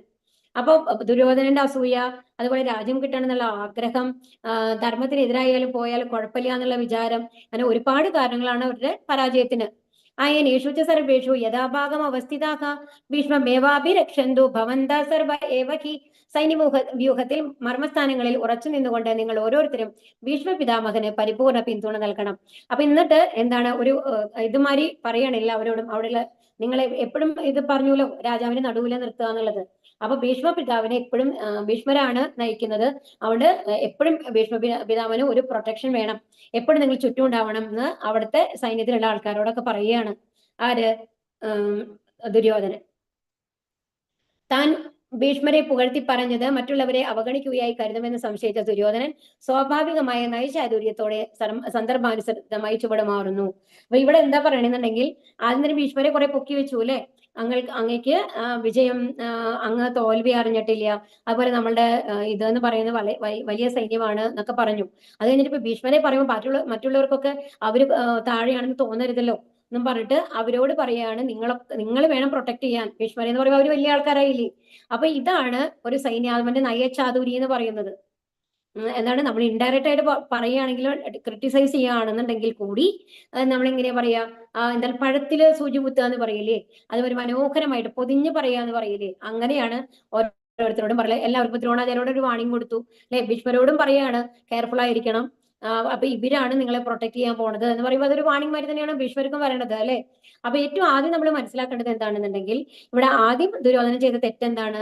അവരുടെ കയ്യിൽ നിന്ന് അനുഗ്രഹം വാങ്ങുന്നതിന് പകരം ഒരു സൈന്യാധിപന്റെ രീതിയിലുള്ള നിർദ്ദേശങ്ങളാണ് കൊടുക്കുന്നത്.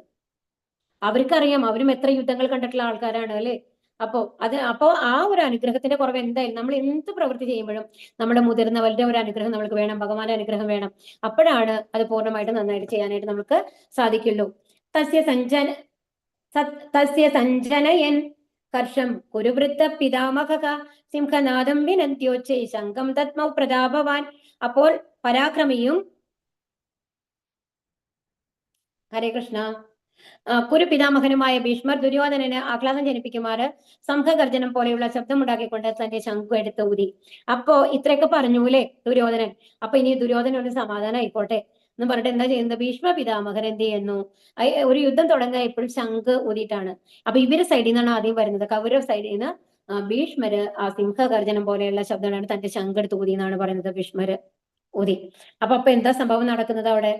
ഭഗവാൻ കൃഷ്ണൻ മറുപക്ഷത്തായാൽ ഈ യുദ്ധത്തിൽ വിജയം പ്രതീക്ഷിക്കാൻ വയ്യെന്ന് വിഷാദഗ്രസ്തനായ ദുര്യോധനന് ശംഖിന്റെ പ്രതീകത്തിലൂടെ ഭീഷ്മർ പരോക്ഷമായി മുന്നറിയിപ്പ് നൽകുന്നുണ്ട്. അപ്പൊ ഇതിന്റെ ഉള്ളിൽ അർത്ഥം എന്താണ് ഇവിടെ പറയുന്നത് എന്നുണ്ടെങ്കിൽ, എന്താണെന്ന് വെച്ച് കഴിഞ്ഞാല് കൃഷ്ണ ഭഗവാൻ അപ്പുറത്താണ് ഉള്ളത്. അപ്പൊ എത്ര തലകുത്തിയിട്ടും കാര്യമില്ല എന്റെ ദുര്യോധന, നമ്മൾ തോൽക്കാൻ തന്നെയാണ് പോണത് എന്നുള്ളത് ഇൻഡയറക്റ്റ് ആയിട്ട് ഒരു വാർണിംഗ് കൊടുക്കുകയാണ്. ഇതിൽ കൂടെ നീ എത്ര നമ്മളുടെ സൈന്യം വലുതാണ്, അത്രയും ആൾക്കാരുണ്ടെന്നൊന്നും ഊഹിച്ചിട്ട് കാര്യമില്ല എന്നുള്ളത് ഒരു വാണിംഗ് മാതിരിയാണ് ഭീഷ്മർ ചെയ്യണേ എന്നുള്ള മാതിരിയാണ് ഇവിടെ പ്രഭുപാദ നമ്മളോട് പറയുന്നത്. ഇത് അതിന്റെ ഇൻസൈഡ് ഉള്ളിലത്തെ അർത്ഥം എന്ന് പറയുന്നത് ഇതാണ് എന്ന് പറയാണ്. തഥാ ശങ്കാശ പേര്യശ്ച പണവാനക ഗോമുഖാഹ സഹസൈവാദ്യ ഹന്യന്ത ശബ്ദസ്തു മൂലോഭവത്. അതിനെ തുടർന്ന് ശംഖ്, ചെണ്ട, മദ്ദളം, കാഹളം എന്നിവയുടെ ശബ്ദമെമ്പാടും ഉയർന്നു. ഇത് രംഗത്ത് കോലാഹലമായി. അപ്പൊ ഓരോരുത്തരും, അപ്പൊ ചെണ്ട എല്ലാം ഉണ്ടാവും, അതെല്ലാം ഒരുമിച്ച് ശബ്ദം. ആ കാഹളം ഇങ്ങനെ ഇതാവില്ലേ, നമ്മള് യുദ്ധം ചെയ്യുമ്പോൾ നമ്മളത് കണ്ടിട്ടുണ്ട് അല്ലെ, പിക്ചറിലൊക്കെ കാണാം. അപ്പൊ എല്ലാം അങ്ങനെ ഒരു യുദ്ധത്തിന്റെ, അപ്പൊ ഇതങ്ങട് കൗരവ സൈന്യത്തിൽ നിന്ന് വന്നപ്പോ എന്താണ്, യുദ്ധം തുടങ്ങാറായി എന്നുള്ള ആ ഒരു മൂഡിലേക്ക് എല്ലാവരും വന്നു. തഥാ ശേതേർഹയർ യുക്തേ മഹതി ചന്ദനേ സ്ഥിതൗ മാധവ പാണ്ഡവൈസ് ഹരേ കൃഷ്ണ. തഥാ ശേതർഹയർയുക്തേ മഹദീസന്തനെ സ്ഥിതൗ മാധവ പാണ്ഡവശ്ചൈവ ദിവ്യൗ ശങ്കൗ പ്രദത്മധുഃ. മറുവശത്ത് കൃഷ്ണാർജുനന്മാർ വെള്ളക്കുതിരകളെ പൂട്ടിയ വൻതേരിൽ നിന്നുകൊണ്ട് തങ്ങളുടെ ദിവ്യ ശംഖുകൾ മുഴക്കി. അപ്പുറത്താരാണ്? കൃഷ്ണനും അർജുനും വെള്ളത്തേര് കുതിരകളെ പൂട്ടിയിട്ടുള്ള ഒരു തേരിലാണ്. അത് ആര് കൊടുത്തതാണ്? ദൈവം കൊടുത്തതാണ് അല്ലെ. ആ തേരിന് ഒരിക്കലും പരാജയം ഉണ്ടാവില്ല എന്നുള്ളതാണ്. അപ്പൊ ആ തേരിൽ നിന്നുകൊണ്ടാണ് ആരെ? ദിവ്യ ശംഖങ്ങളാണ് അവരൊക്കെ. ആര്? അത് ഏതൊക്കെയാണെന്ന് ഇവിടെ പറയും. ജയസ്തു പാണ്ഡുപുത്രാനാം യേഷാം പക്ഷേ ജനാർദ്ദന. ജയസ്തു പാണ്ഡുപുത്രാനം, ഇതും കൊടുത്തിട്ടില്ല. അപ്പൊ എന്താണ്? കൃഷ്ണ ഭഗവാൻ പാണ്ഡുപുത്രരുടെ കൂടെയാകയാൽ അവർ വിജയം നേടുന്നു എന്നുള്ളതാണ് അതിന്റെ അർത്ഥം. ജയസ്തു പാണ്ഡുപുത്രാനം യേഷാം. എവിടെയെല്ലാം ഭഗവത് സാന്നിധ്യമുണ്ടോ അവിടെയെല്ലാം ഐശ്വര്യദേവതയും വാഴുന്നു. ഭാഗ്യദേവത ഒരിക്കലും പ്രിയതമനെ വേർപിരിയാറില്ല. അപ്പൊ ഇവിടെ എന്താ പറയുന്നത്? ഇപ്പൊ ഒരു കാര്യം എന്ന് പറയുന്നത് വെള്ളത്തേരാണെന്ന് പറഞ്ഞു അല്ലെ. അപ്പൊ ഇവിടെ എന്താ പറയുന്നത്? പിന്നെന്താ? ഭാഗ്യദേവത എവിടെയാണോ ലക്ഷ്മി ദേവി ഉണ്ടാവുക? ഭഗവാന്റെ നെഞ്ചിലാണ് അല്ലെ. അപ്പൊ ഭഗവാനും അവരുടെ കൂടെയാണ്, ലക്ഷ്മി ദേവിയും അവരുടെ കൂടെയാണ്. പിന്നെ അഗ്നിദേവൻ കൊടുത്ത തേര്, ഇതെല്ലാം എന്താണ്? അവരുടെ വിജയത്തിന്റെ ലക്ഷണങ്ങളാണ്. പാണ്ഡവരുടെ വിജയലക്ഷണങ്ങളാണ് ഇവിടെ കൊടുത്തിട്ടുള്ളത്. കൃഷ്ണന്റെ വ്യക്തിപരമായ സാന്നിധ്യം വിജയം ഉറപ്പിക്കുന്നു എന്ന് ആദ്യം നമ്മൾ പറഞ്ഞില്ലേ, ഋഷികേശ. ഇനി പരമദിവ്യോത്തമ പുരുഷനാണ് തേരാളി. ജയസ്തു പാണ്ഡുപുത്രാനാം യേഷാം പക്ഷേ ജനാർദ്ദന. ഋഷികേശനായ കൃഷ്ണൻ ഒരു ശുദ്ധ ഭക്തന്റെ ഇന്ദ്രിയങ്ങളെ നേരിട്ട് നിയന്ത്രിക്കുന്നു. അപ്പൊ ഇവിടെ രണ്ട് കാര്യങ്ങളാണ് പറയുന്നത്. ഭഗവാൻ കൃഷ്ണൻ ആരുടെ സൈഡിലാണ്?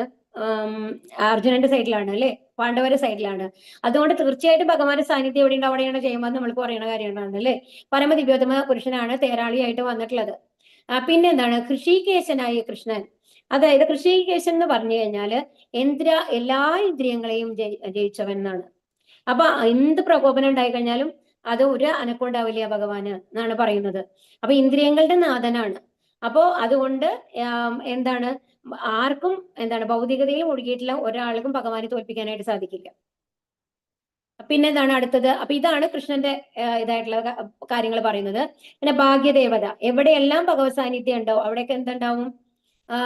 അവിടെയെല്ലാം ലക്ഷ്മി ദേവി ഉണ്ടാവും. ലക്ഷ്മി ദേവി എന്ന് പറയുന്നത് എന്താണ്? നമ്മുടെ ഭാഗ്യത്തിന്റെ സൂചകമായിട്ടാണല്ലേ ലക്ഷ്മി ദേവിയെ പറയുക. അപ്പൊ അതുകൊണ്ട് എന്തായാലും ജയമാർക്കാണ് വരിക? ഇവർക്കാണ് വരിക, പാണ്ഡവർക്കാണ് വരിക. പിന്നെ അടുത്തത് എന്താണ്? കുരുക്ഷേത്രം ഒരു പുണ്യസ്ഥലമാണ്. യുദ്ധത്തിൽ വിശുദ്ധ സ്ഥലത്തിന്റെ പ്രഭാവം. അപ്പൊ ഒരു പുണ്യസ്ഥലമാണ് അല്ലെ കുരുക്ഷേത്രം എന്ന് പറയുന്നത്. അപ്പൊ നമ്മൾ പറഞ്ഞു കഴിഞ്ഞു ധർമ്മക്ഷേത്രം ആയതുകൊണ്ട്. ഇനി അർജുനന്റെ കൊടിക്കുറയിന്മേലുള്ള പിന്നെ ഇതിന്റെ അവർ തേരിന്റെ മേലെ എല്ലാ ഫ്ലാഗ് വെച്ചിട്ടുണ്ടാവും. അതില് ഹനുമാന്റെ പിക്ചറാണ് ഉള്ളത്.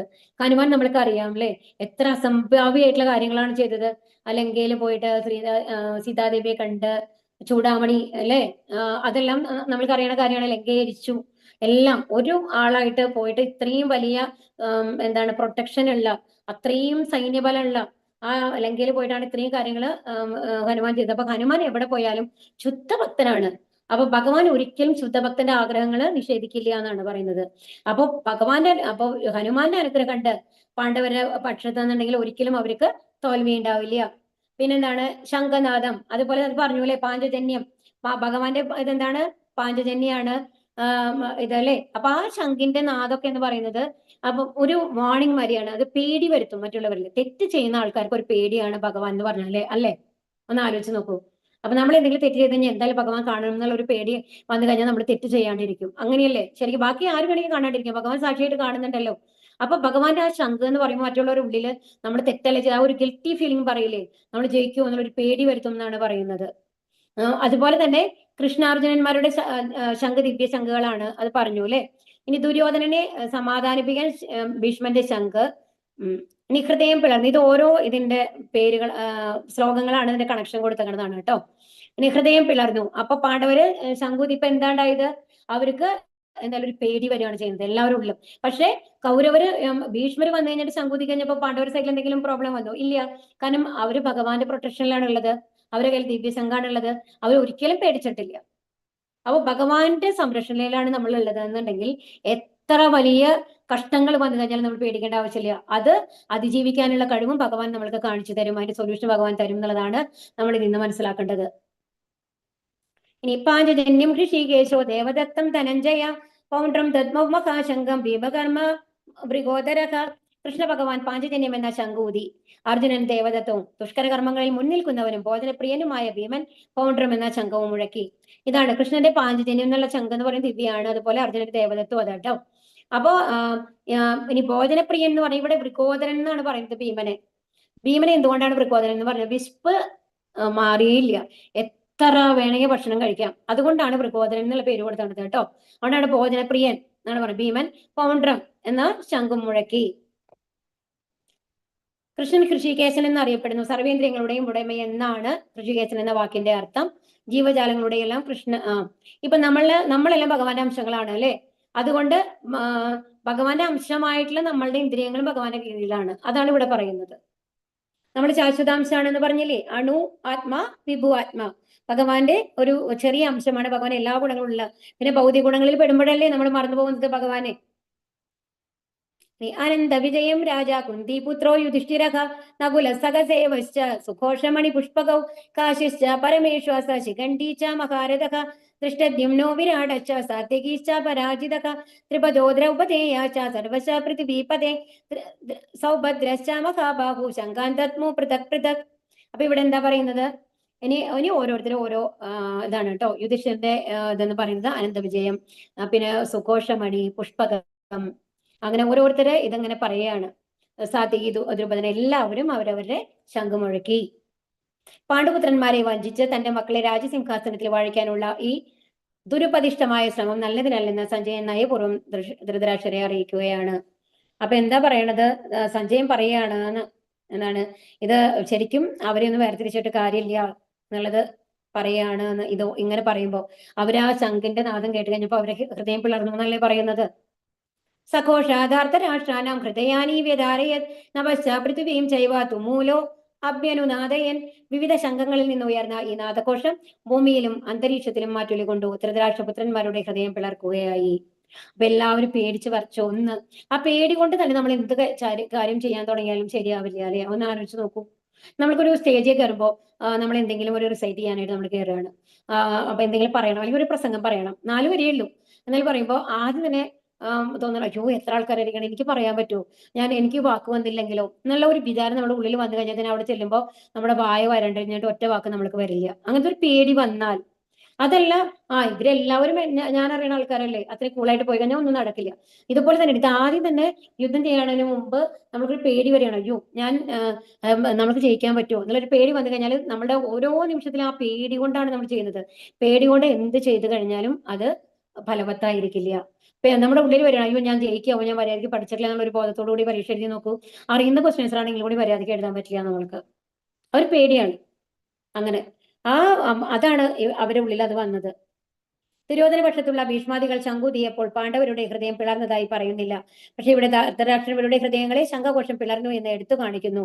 ഇത് കൃഷ്ണ ഭഗവാനിൽ പാണ്ഡവർക്കുള്ള വിശ്വാസത്തെയാണ് സൂചിക്കുന്നത്. അതാണ് ഭഗവാൻ കൂടെയുണ്ട്, അവശ്യ രക്ഷിപ്പോ കൃഷ്ണ, ഭഗവാൻ രക്ഷിക്കും. ഏതൊരു മഹാവിപത്തിന്റെയും നടുവിലും പരമദിവ്യോത്തമ പുരുഷനിൽ അഭയം നേടിയവർക്ക് പേടിക്കാനില്ല. ഇതിന് ഇവിടെ ക്ലാസ്സിലിരിക്കുന്ന ഓരോരുത്തരും മനസ്സിലാക്കേണ്ട കാര്യം അതാണ്. നമ്മളുടെ ലൈഫിൽ ഒരുപാട് സന്ദർഭങ്ങൾ വരും. എല്ലാം നമ്മൾക്ക് എന്താണ് അതിനെ അതിജീവിക്കണം എന്നുണ്ടെങ്കിൽ നമ്മൾക്കൊരു വിശ്വാസം വേണം. നമ്മൾ തെറ്റ് ചെയ്യുന്നില്ല എന്നുള്ള വിശ്വാസം ഉണ്ടാവണം. നമ്മൾ തെറ്റ് ചെയ്യാതിരിക്കണം ഫസ്റ്റ് ഓഫ് ഓൾ. ആൻഡ് നമ്മൾ തെറ്റ് ചെയ്തിട്ടില്ല എന്നുണ്ടെങ്കിൽ ഭഗവാൻ തീർച്ചയായും നമ്മുടെ കൂടെ ഉണ്ടെന്നുള്ള ഒരു വിശ്വാസം ഉണ്ടാവണം.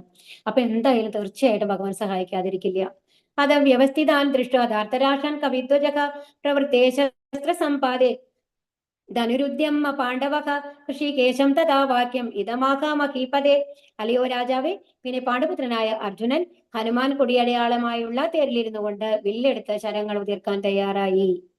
മറുവശത്ത് അണിനിരുന്നിരുന്ന കൗരവ സൈന്യത്തെ നോക്കി കൃഷ്ണനോട് ഇങ്ങനെ പറഞ്ഞു. അപ്പൊ വേഗം കാണ്ഡീവൊക്കെ കയ്യിലെടുത്തു അർജുനൻ. ഇതൊക്കെ കണ്ടു കഴിഞ്ഞിട്ട് അപ്പൊ ഇതിൽ പറയണ്ടല്ലേ ഹനുമാന് കൊടിയടയാളം ഉള്ളത്, ഇതൊക്കെ വിജയലക്ഷണങ്ങളാണ്. ഹനുമദ്രൂപം മറ്റൊരു വിജയചിഹ്നം മാത്രമേ. രാമരാവണ യുദ്ധത്തിൽ രാമന്റെ സഹായിയായിരുന്നു ഹനുമാൻ.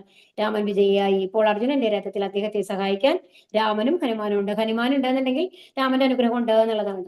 അർജുന ഉവാച സേനയോരുഭയോർ മധ്യേ രഥം സ്ഥാപയമേച്യുത യാവദേതാൻ നിരീക്ഷേഹം യോധുകാമാൻ അവസ്ഥിതാൻ കർമ്മയാ സഹയോദ്ധവ്യം അസ്മിൻ രണസമുദ്യമേ. ഹേ അച്യുത, ച്യുതി അഥവാ വീഴ്ച പറ്റാത്തവനെ, ഇരു സൈന്യങ്ങൾക്കും മധ്യത്തിലായി എന്റെ തേര് കൊണ്ടു നിർത്തുക. ആരൊക്കെയാണ് യുദ്ധകാംക്ഷികളായി ഇവിടെ വന്നിട്ടുള്ളതെന്ന് ഞാനൊന്ന് കാണട്ടെ. അപ്പൊ ഇനി അർജുനൻ പറയാണ്, അറിയാം പക്ഷെ ആരൊക്കെയാണ് മുമ്പിൽ വന്നിരിക്കുന്നത്? അപ്പൊ അർജുനൻ എന്താ പറയുന്നത്? അല്ലയോ അച്യുത, അച്യുത എന്ന് പറഞ്ഞ എന്താണ്? ച്യുതി പറ്റാത്തവൻ. ഇവിടെ രണ്ട് അർത്ഥങ്ങളാണ് കേട്ടോ. ഒരു 3 മിനിറ്റും കൂടി കേട്ടോ, ക്ഷമിക്കണം, നമുക്ക് ഒരു ശ്ലോകം കൂടി അവസാനിപ്പിച്ചിട്ട് നിർത്താം. അപ്പൊ ഇവിടെ എന്താ പറയണെന്നുണ്ടെങ്കിൽ ച്യുതി എന്ന് പറഞ്ഞു കഴിഞ്ഞാൽ വീഴ്ച വരിക. ഇപ്പൊ നമ്മൾ ഇതിനു മുമ്പ് നമ്മൾ പറഞ്ഞതാണ്, അച്യുതൻ എന്ന് പറഞ്ഞു കഴിഞ്ഞാൽ ഒരിക്കലും വീഴ്ച പറ്റാത്തവൻ. കാരണം എല്ലാം ഭഗവാനിൽ നിന്ന് വന്നിട്ടുള്ളതാണ് അല്ലെ. അതുകൊണ്ട് ഭഗവാൻ ഒരിക്കലും തെറ്റുപറ്റില്ല. അപ്പൊ നമ്മൾ പറഞ്ഞു ഒരു ഫ്ലൈറ്റില് അപ്പൊ നോക്കൂ, നമ്മൾ ഇന്നാള് കണ്ടു ഒരു ഫ്ലൈറ്റില് അത്രയും പേര് ഒരു നിമിഷത്തിലാണ്, ഒട്ടും പ്രതീക്ഷിക്കാണ്ട് എല്ലാവരും മരിച്ചു പോയത്. ഒരാൾ മാത്രമാണ് രക്ഷപ്പെട്ടത്. ആ ഒരാൾ എങ്ങനെയാണ് രക്ഷപ്പെട്ടതെന്ന് ആലോചിച്ച് നോക്കൂ. അത് ഇപ്പോഴും ആർക്കും വിശ്വസിക്കാൻ പറ്റുന്നില്ല അല്ലേ? അങ്ങനെ ഒരാളിങ്ങനെ. അപ്പൊ എന്താണെന്നുണ്ടെങ്കിൽ ഇപ്പോ നമ്മൾ എന്താ മനസ്സിലാക്കേണ്ടതെന്നുണ്ടെങ്കിൽ ഭഗവാൻ ഒരിക്കലും തെറ്റുപറ്റില്ല. ഭഗവാൻ ചെയ്യുന്ന കാര്യങ്ങൾ എല്ലാം കറക്റ്റ് ആയിരിക്കും. അപ്പൊ അവിടെ അത്രയും പേര് ആ സമയത്ത് മരിക്കണം എന്നുള്ളത് കൊണ്ടാണ് അത്രയും ആൾക്കാർ അവിടെ എത്തിയത്. ഒരു ലേഡിയുടെ ഇത് പറയണ്ടായിരുന്നു, അവർ 10 മിനിറ്റ് ലേറ്റ് ആയതുകൊണ്ട് അവർക്ക് ഫ്ലൈറ്റ് മിസ് ആയതാണ്, അതുകൊണ്ട് അവർ രക്ഷപ്പെട്ടതാ. ഒന്ന് ആലോചിച്ച് നോക്കൂ, അവർക്ക് എങ്ങനെയാണ്? അതായത് എല്ലാം ഭഗവാന്റെ പ്ലാൻ ആണ് എന്ന് മനസ്സിലാക്കണം. അപ്പൊ അവിടെ മരിക്കണം എന്നുള്ള ആൾക്കാർ മാത്രമാണ് ആ സമയത്ത് എല്ലാവരും അവിടെ എത്തിച്ചേരുള്ളൂ, അതിൽ കയറുള്ളൂ. അതാണ് അതിന്റെ അർത്ഥം. ഇത് പല സ്ഥലത്ത് നിന്ന് പറഞ്ഞ ആൾക്കാരല്ല, അവർ തമ്മിൽ എന്തെങ്കിലും ബന്ധമുണ്ടോ? ഓരോരുത്തരും തമ്മിലില്ലല്ലോ. അപ്പൊ ഭഗവാന്റെ ഇതിൽ വന്നിട്ട് ഒരിക്കലും തെറ്റുകളില്ല. അതാണ് പറയുന്നത് അച്യുതൻ, ച്യുതി പറ്റാത്തവൻ, വീഴ്ച പറ്റാത്തവനാണ്. അതുപോലെ തന്നെ ഭഗവാൻ തേരാളി ആയാലും ഭഗവാൻ ഭഗവാനാണ്. ഭഗവാൻ എന്താണ്, ദ്വാരകയിൽ ഗോപകുമാരനായിട്ട് വന്നു കഴിഞ്ഞാലും ഭഗവാൻ ഭഗവാനാണ്. ഗോവർദ്ധന പർവ്വതം ഉയർത്തുന്ന ഭഗവാനും പൂതനയെ കൊന്ന ഭഗവാനും എല്ലാം ഭഗവാനാണ്. പല രൂപങ്ങളാണ് ഭഗവാന്റെ. അതുപോലെ ദ്വാരകാധീശനായിട്ടുള്ള ഭഗവാൻ ഭഗവാനാണ്.